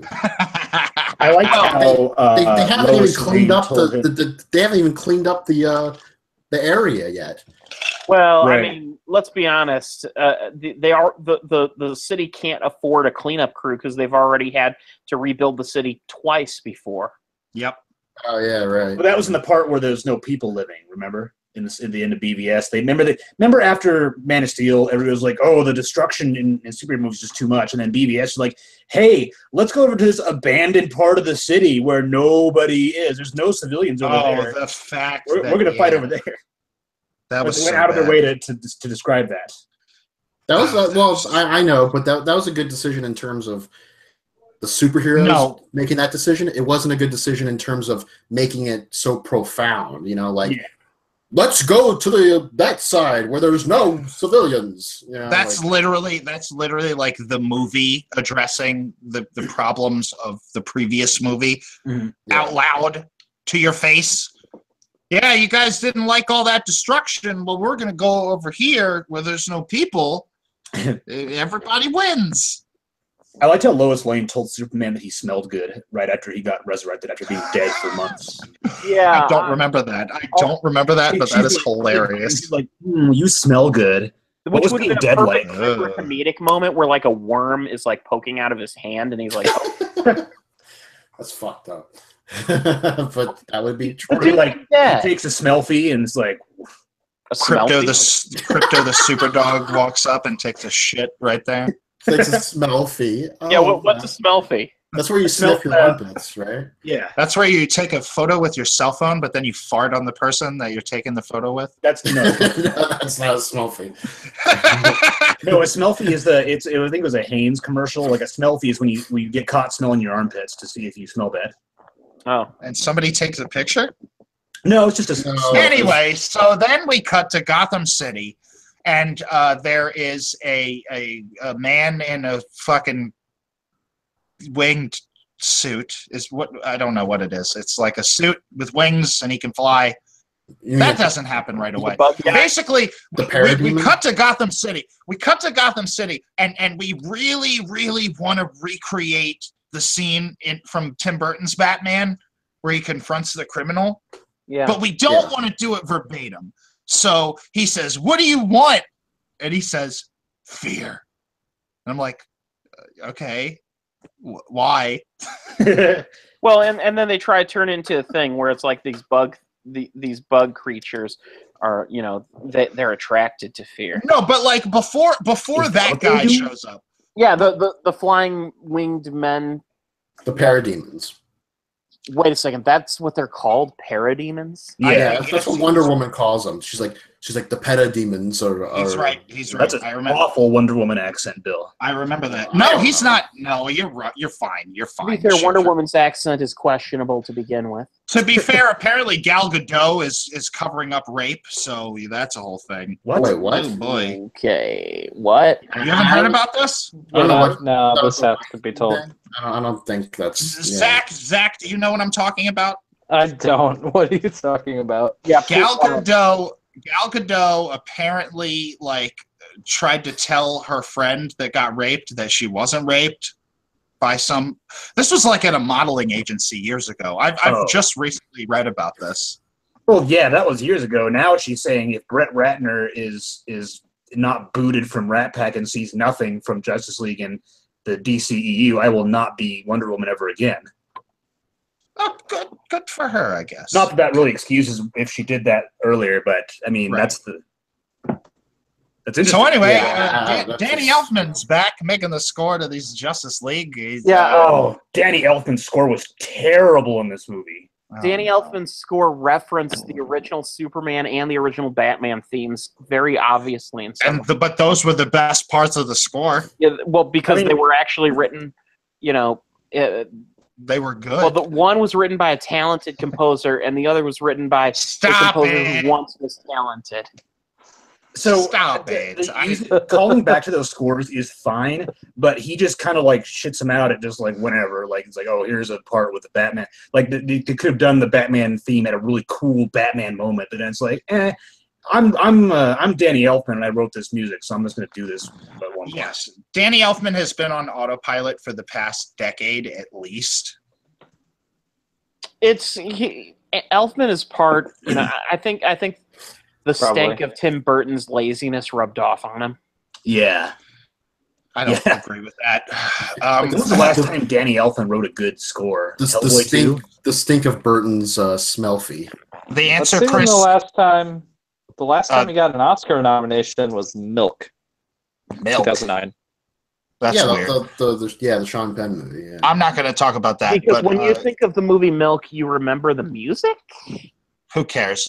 Isn't it The about best Danny Elfman? thing, in my opinion, the best thing that Danny Elfman has done in the 2000s is the opening credits score to Sam Raimi's Spider-Man. Yes. Okay. I agree. Yeah. Which itself was sort of a rip-off of his Batman theme, but that's okay. No, it wasn't. No, what are you A talking lot about? of I'm not talking about the main Batman theme, but like the Batman March, I think it's called. Is, Yeah, there's a lot of thematic similarities between that and the Spider-Man. Zach, he wrote the score for Tulip Fever. Oh, Danny nice. Elfman. Yeah. He's The done. crumbling of the empire. I think Danny Elfman has done enough stuff in his career to justify me saying that he's a great composer. Now, again, I feel like he's been on autopilot for the past 10 fucking years, but you know, you got The Simpsons, you got the did he do? I don't think he did Ed Wood, but you got Batman, you got The Nightmare Before Christmas. He did the songs as well as the score for that. He had help with the songs, did he not? No, yeah, I don't think he actually wrote the song, did he? He didn't write the songs. No, I think he did. I'm pretty sure he did. He helped write the songs, and I believe he did the voice of Jack. He did the singing voice for Jack Skellington. He did do that. That's true. Oingo Boingo. Yeah. All right, so Justice League. We have to get back onto topic here. Wonder Woman stops a bank robbery, and there's a part. There's a part I've seen the scene twice now, and she lassos this guy with her magic lasso, and she pulls him up, and she's like, "This is a lasso that will force you to tell the truth." And I'm like, "Thanks, exposition." And she says, the guy is like, "We're a terrorist organization," and I'm like, "Why would he say that? Like, why? It's the lasso of truth. Yeah, but like, that's a blunt truth. That's a blunt truth. The lasso of truth is basically a truth serum where you spill the beans. Well, why would he directly phrase it that way? That's a good question, because to him the truth might be, might. Yes, you get it. He might have used the term freedom fighter rather than terror. No, he says terrorist in the film. Well, no, I've watched what I'm saying twice is, now. in real life, mind, yes. as a terrorist, he probably doesn't perceive himself to be one. In real life, I don't think that's what that man would have said if he was in some kind of magic truth lasso. It's just the simple. It's the oversimplification. He's a method actor. Yeah, he's the Jim Carrey of this universe. I thought the oversimplification of what they were about was so dumb. And if it was a movie that was going for that kind of tone, that would be one thing. But this is right after the Batman scene, which is like super gritty, dark. What are you looking for? Not. Fear. No, that I mean, Batman was goofy as shit, because after he kills the parademon, the criminal just runs up behind him and is like, "Whoa, what happened, Batman? Is everything okay?" And no, he says, "Is that why the aliens are here? Because Superman's dead?" Yeah, and they're like all chummy for a second, and then Batman just takes off, and that's it. And it's like, that was part of that was one of the things capture the criminal. He doesn't even that was take one of the the guy things to that jail. Joss Whedon changed in the movie, was making that scene a lot lighter. Yeah, that's a Joss Whedon. One thing I'd like to note real quickly about the Wonder Woman scene is when she breaks into the bank robbery sequence. Oh, that pose is so stupid. No, it's not that. It's. I mean, yeah, it is, but it's not just that. It's that she literally destroys the doors. Yes. They evaporate into nothing. They disintegrate when she hits it. I was like, is she running literally the speed of light? She's fast, yeah. I mean, she's fast. It's not a Zack Snyder movie without like stupendous collateral damage, but still. That's what I thought. I was like, dude, that's definitely a Snyder thing. Is boom, and all that shit flying. Billy, were you joking earlier about Kevin Smith loving Justice League? Did he not love Justice League? I don't know. He did. I was joking. Loved it. Okay. Oh, he did. Okay. I just googled it really quick. He's seen it at least twice now. Oh boy.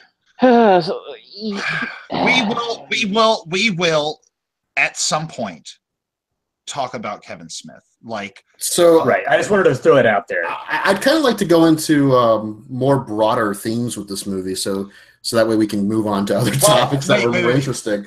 I keep trying to go scene by scene, but we keep fucking screwing up. And we don't need to go scene. We do not need to go scene by scene. I want to talk about the scene where Batman says, he's like, "You're the protector of the ocean, the Aquaman. And I'm like, that motherfucker just said Aquaman. Did he say It that? doesn't. Yes, he says that. I don't know. Maybe the protector of the ocean isn't the line, but he says something like, "He said you do this thing and this thing. You're the one they call the Aquaman." I'm like, who the fuck is calling him Aquaman? Yeah, it doesn't seem like a natural name to. No. Wouldn't they have called him like A merman or something? Yeah. Jason The god Momoa. of the ocean, or Jason Sea Momoa. Dothraki. He looks like Roman Reigns in almost every shot that you can't see his face directly. Like, there's a scene where I forget what's happening, but he saves somebody and he's like riding on a wave. Fucking looks like he's about to do the Superman punch. did you know that? Yeah, the finisher. Yeah. Yes. Did you know that Jason Momoa? Never mind. I'm not quite right. I'll tell you later. Not quite right, huh? Yeah, I mean, Aquaman is basically Aqua Bro in this movie. yeah. Aqua Roman Reigns. Yeah. And Roman Reigns is Aquaman. My man. All right. Yeah. Literally, the dialogue that Jason Momoa is given in this movie reminds me of that Rick and Morty episode where Jerry is kept in like that computer simulation, and they Yes. they turn the Oh yeah. they turn it into power save mode, and so everyone defaults to phrases like "my man." It's exactly He reminded me, bringing it back to wrestling. He didn't just remind me of Roman Reigns. He reminded me of the Undertaker during his biker phase.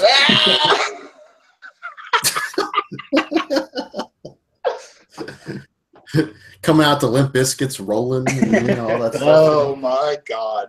I am an American badass. Yeah, right. That's we'll save the wrestling stuff for a future podcast, but that's what he reminded me of. He reminded me of No. asshole like that. Talking about Aquaman and comparing him to wrestlers like that are just that's what he is. That is exactly what he is in this movie. Now, Yes. talking And about for some something reason, he comes from this shanty town, and it's like, how did he get this biker persona living here? Like, the fish must be badass in this universe because that's who he's hanging with. I don't know. Do they have sea trailers? I don't know. Yeah, we don't see that stuff. We just see the shanties. But, Do we see his kingdom? Oh yeah, we do see. Well, he goes underwater to Atlantis for a little bit, but And he It's- talks it's- to Amber Heard for like 2 minutes. it's suggested that he's abandoned Atlantis because he doesn't really care about that stuff right now. So that they just talk about that for a second. But to kind of get into something that I did enjoy was Cyborg a little bit. I actually kind of liked Cyborg in this because he actually had a tiny bit of an arc. And that He had a much Go ahead. larger arc in Zack Snyder's original cut because Snyder was originally saying that Cyborg is the soul of the movie, and then of course this movie was cut from about 2 hours and 40 minutes to 1 hour and 57 minutes. It was supposed to be 2 films, wasn't it? No, Yeah, it was supposed to be part 1 and 2, and then they changed it to just Very original. well, I think that this was always supposed to be part one, and then there's going to be a part 2, right? Or did they condense part 1 and 2 into this movie, which was then condensed down again into less than 2 hours? I think this was pre-script even, that they had announced that this was going to be this big 2-part spectacle. I don't even think there's a script there, but I do remember that. I don't know if this was them actually sharing my line of thinking here, but they got Miles Dyson from Terminator 2 to play Cyborg's dad, and Yeah. he creates Skynet in Terminator 2. So it's like this synergy kind of thing. I guess, but that may have not have been their line of thinking. I bet you anything they weren't even thinking about that shit. They were just like, "Oh, you're a black actor, okay? You're Cyborg. Congratulations. You're Cyborg's No. dad." Yeah, we're talking about Cyborg's dad. Cyborg's dad here. And then he goes, "Oh, I was in That's what I meant. Terminator 2," and then they're like, "Oh yeah." They weren't even. They didn't even. You're that meme that gets shot up. Yeah. Isn't that, there's some meme with him. I don't know what it is. With the bomb and everything. You're breathing Yes. heavily. Yeah, that guy. Yes. Okay. Yes. But yeah, I liked Cyborg in the movie. He was the only one that actually had some type of transformation, not just literal, but also on a character level, because he starts off like very detached from the world. He's kept in his little apartment. He's not sure what to do, that kind of thing. And then he's not really slowly, but he's at least brought out. And then what I will say this. I agree with what you're saying, but when you first see him, he's a complete downer. Exactly. Because he has to. What would you do if you were your part of your family was killed in a car accident and you're brought back to life, and you consider that a selfish act of your father, and now you're just a machine, and every day you wake up, you have a new program installed and you have no idea what it is, and you just feel like you're fucking monster. Like, I think he has every reason to be a downer. And then when he starts to find these friends and accept these abilities and use them to save the world, he finally realizes his hero status, which I agree with Bill. That was really cool, the way his arc kind of completed itself by the end of the movie. It's just that it was too little, too late. Yes.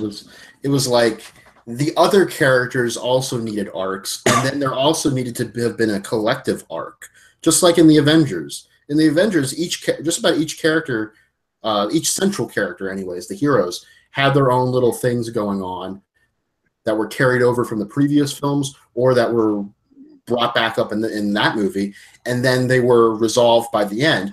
But they also had a collective thing going on too, where as a team they had to be brought together. So there were stakes involved, not just of worldwide catastrophe, but also of the characters, growing as people. And this movie was just, let's bring the team together.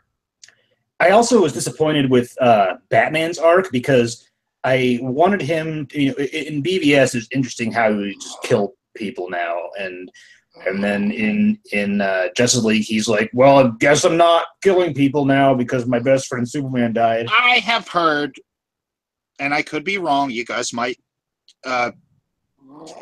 call me on this. Is somebody pretending to snore? I think Ken's asleep. Good one. Very good. No, I think he's really asleep. He might actually be asleep. I think he's literally sleeping right now. Seems possible. Because every time the snoring happens, it goes right to his account, and I don't think he hasn't talked for the last 10 minutes. So he's fucking asleep. Zach, can you call him or something? I mean, no, I'm on my phone as well. I can see. Okay.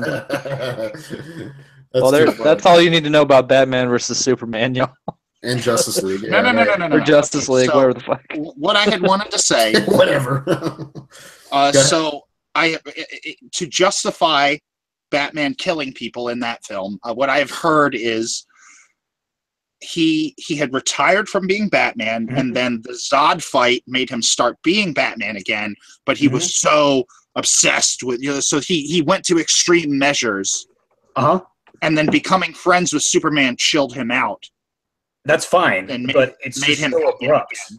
It's so abrupt, and they need to have established it a little bit more. It's just, in one movie he's a killing machine, and in the next movie he's not, and they don't even.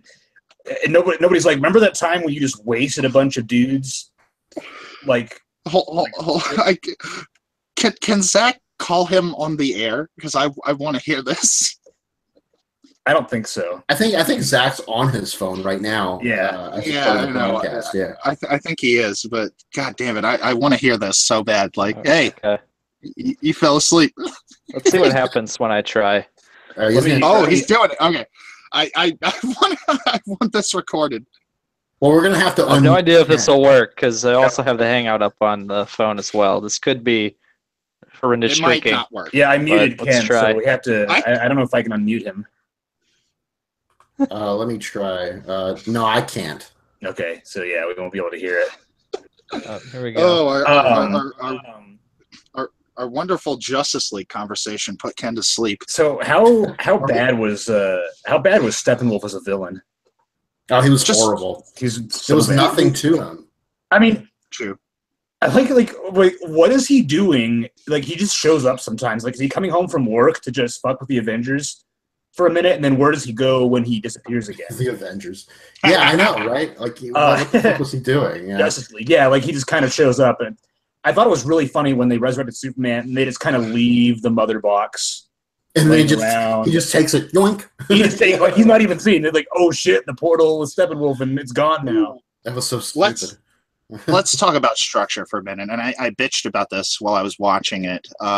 So you get to the introduction of Steppenwolf, and you see all the Amazon characters, and they're throwing exposition at you, really, with a whole lot of setup to it, which they do the setup later. But I just felt so confused because I didn't watch Wonder Woman, and I was like, and I asked Bill Arsenault. Wonder Woman did not mention Steppenwolf or the mother boxes at all. Yeah, and I had asked you that. Yeah, I was so confused. I was like, was this a thing in Wonder Woman? And you were like, no. And I was like, okay. So they're just throwing this. The Green Lantern cameos. Oh my God, you guys! Cool. That was cool, but at the same time, it was very lazy. You bitched out some of the most powerful dudes in your universe.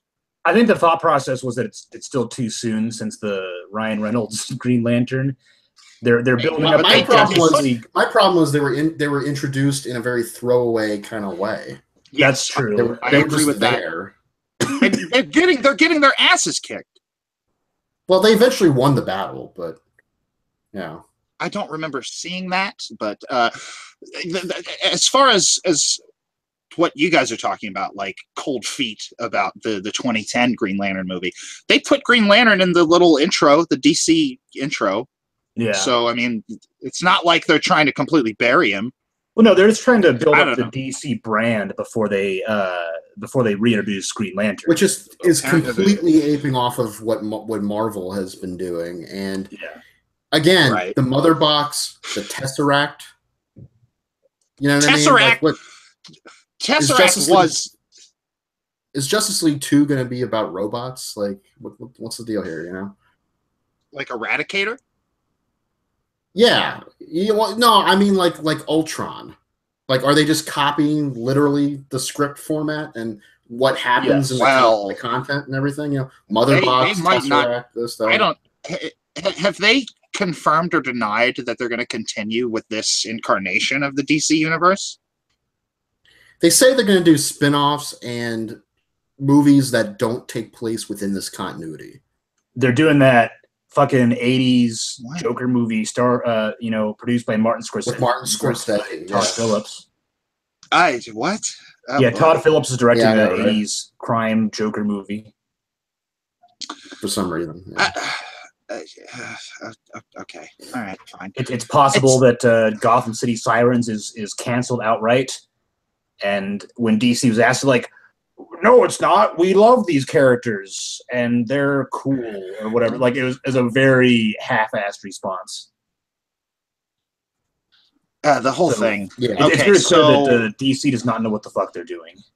I think the next movie, theoretically, is supposed to be The Flash. And we have not talked about The Flash in Justice League yet. That movie's Aquaman. Oh, okay. Yeah, the James Wan Aquaman. Because Flash, I don't even think has a director yet. No, it doesn't, because it keeps losing them. First, it had Phil Lord and Chris Miller. Then it had Seth Grahame-Smith, or vice versa. And now they're just waiting to get a director still. But yes, to your point, The Flash was pretty good. I am split on this because the scene where he first meets Bruce Wayne and he's just being all fanboy and shit, I liked. BVS. Was it? Who does that? Lex Luthor? Who does what? Who goes fanboy in BVS? Oh, no, he's saying Flash was introduced in BVS. That Flash scene was in BVS. Like, the only thing that changed is that it's got that other, like, electro pop show on the TV instead of Rick and Morty. Wait. I don't know what we're talking about. It wasn't in BVS. Yeah, I don't. BVS, he's time traveling and says it's Lois or whatever. Yeah, I think you mean in the previous Comic-Con trailer or sneak. Was that what that was from? Yeah, it was just alternate. Yeah, I could have sworn that was in BVS. Man, these movies suck. BVS did not have that. That's not in BVS. If it did, it was like an after movie sneak peek type thing. Yeah. Okay. All right, never mind then.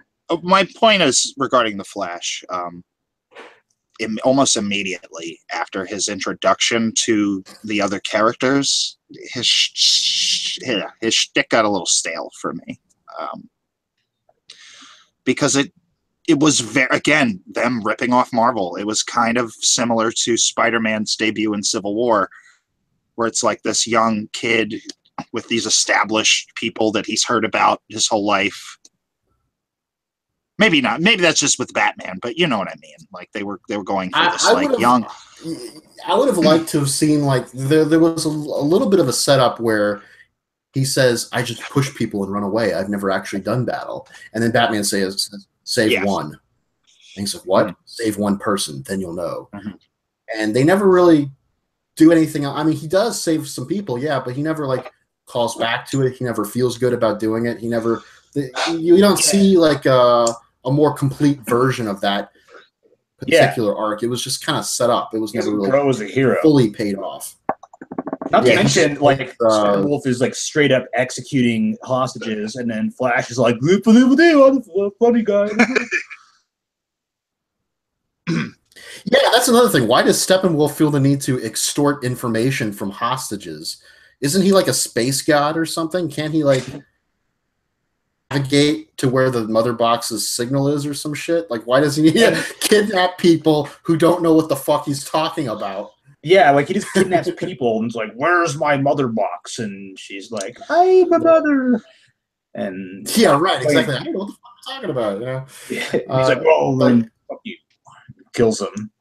Like Loki's plan in Avengers was, I'm gonna split the team up. I'm gonna first off, I'm gonna brainwash a bunch of people to do my bidding. Second, I'm gonna take out the heroes by making them take out themselves. And then third, I'm gonna take out New York. And that was his plan. And that kind of made sense from a strategic standpoint. Steppenwolf is just like, I'm gonna take hostages who don't know what the fuck I'm talking about. Yeah. Plus, the team never really came together to beat Steppenwolf in an interesting way. Like, he kicks their asses until he doesn't. Yeah, he kicks their asses, and then Superman shows up. Superman. You can get the sense that without Superman, they may have eventually gotten the upper hand, because they're kind of working together, but again, you don't really have that satisfactory feeling of it. Like, the tagline of the movie is, "You can't save the world alone."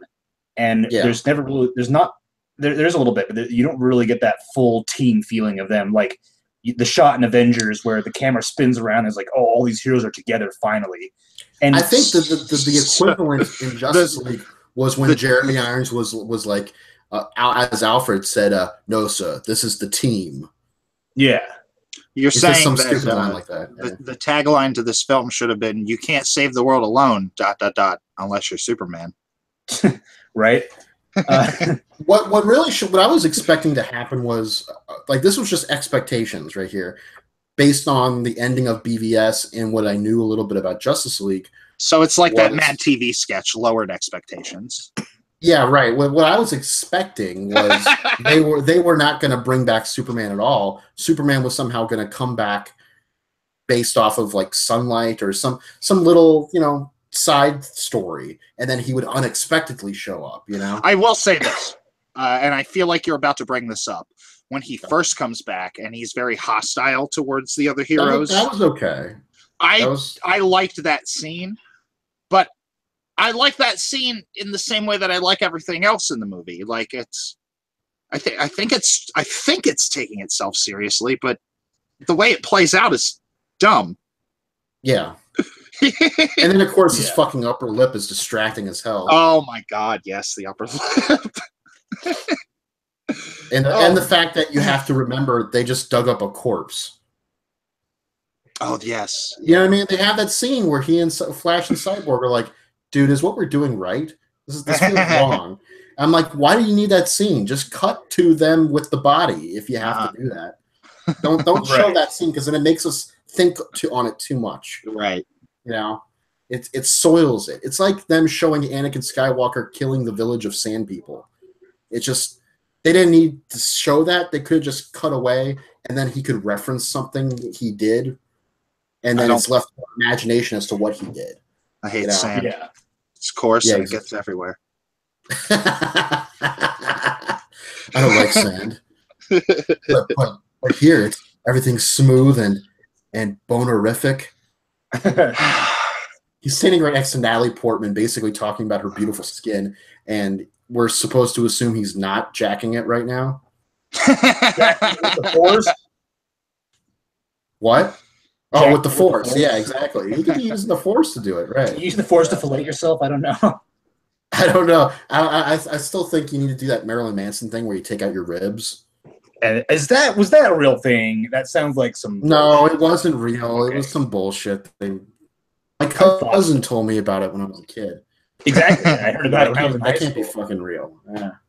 Like, how would removing your ribs give you the mobility to suck your own dick? I mean, you'd have to be flexible already. How are we going to end this podcast? Doesn't Ken have to shut this thing off? I could do it if I need to, but Okay. Okay. I was about to say, because, like, he's Like, is still he okay? sleeping, apparently. Yeah, I hope he's all right. He was actually snoring, Hawk so. Hawk might be able to do it too. If you have the ability to mute him, you might be able to. Does it say end broadcast? Where would it say that? There's no place for me to do it. So Yeah, I would try to unmute him, but I muted him, and it's I can't. The muted button is gray now, so I can't change it. That's weird. yeah, I think only he can turn it off. So we might be stuck with a situation where we have like an hour's worth of him. No. Like I said, I can log in and shut it down.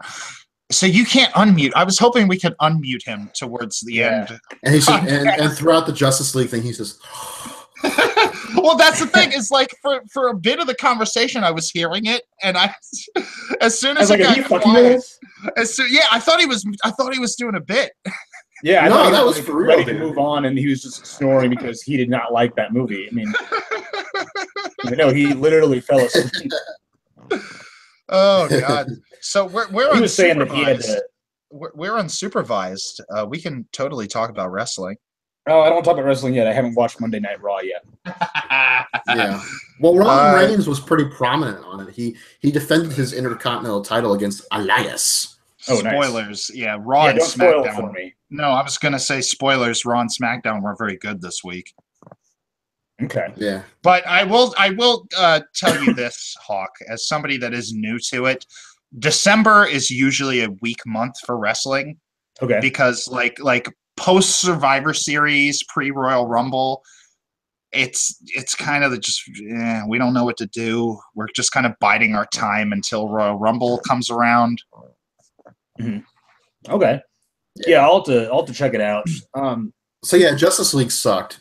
Justice League, I don't know if I would say it sucked. I but would. I would.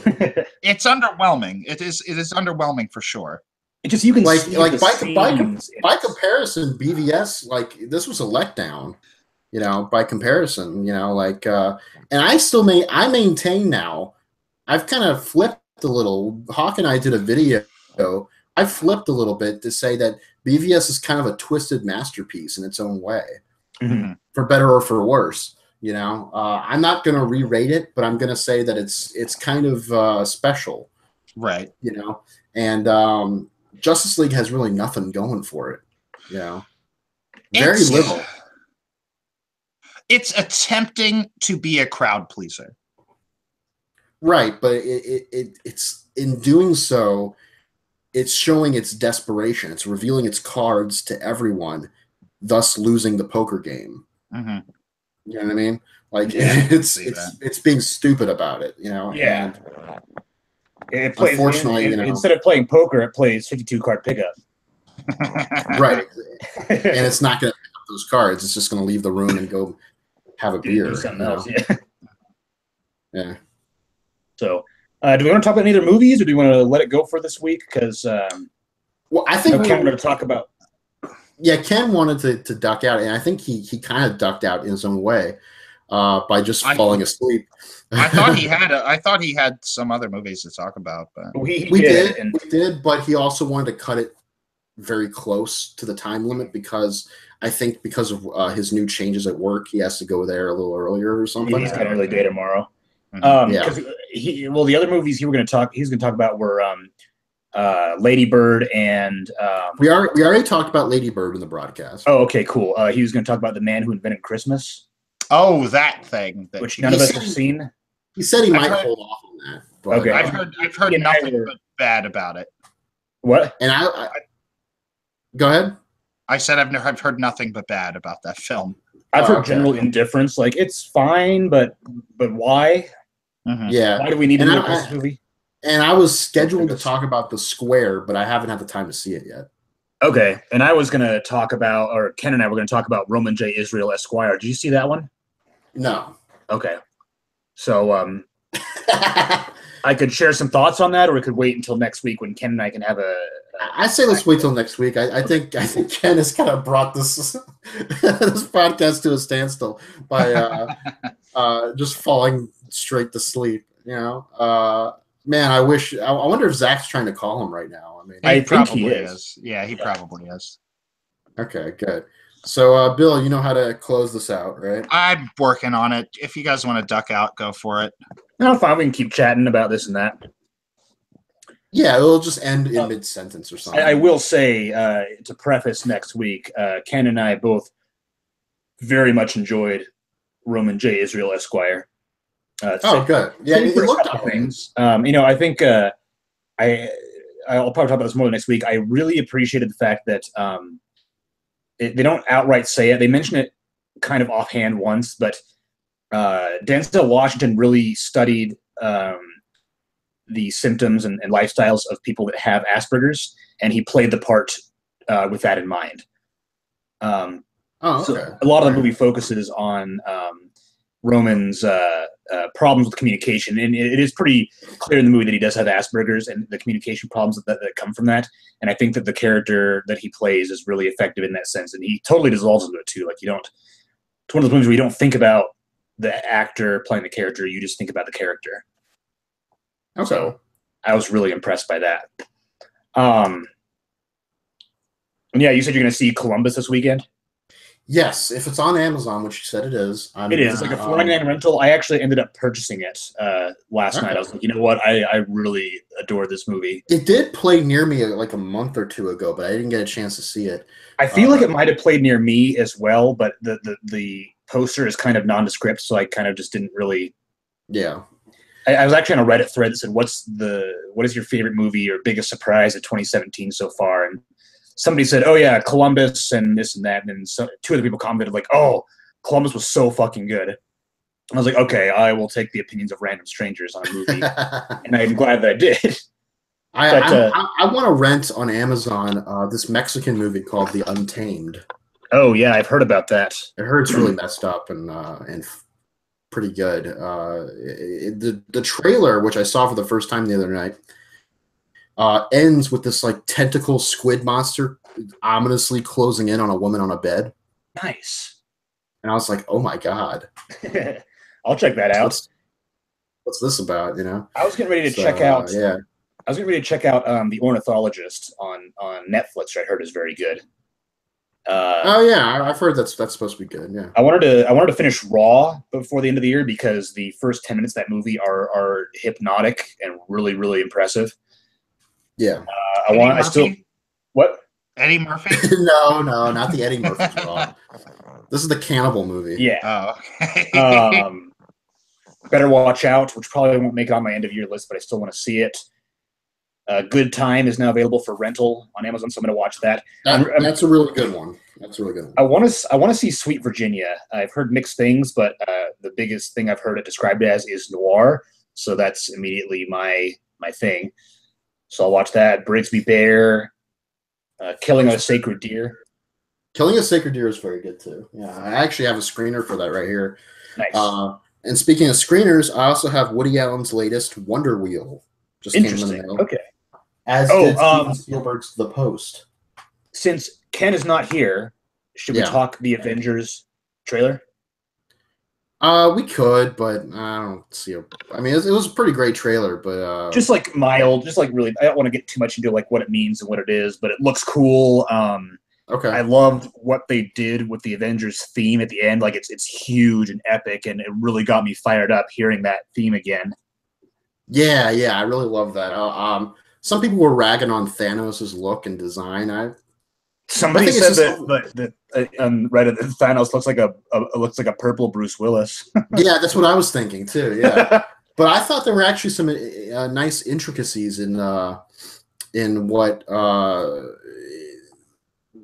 Josh Brolin was trying to do facially. Like they were able to bring out in the motion capture a little smirk that he was giving while holding the glove. He's smug. He knows he's about to fuck up Earth.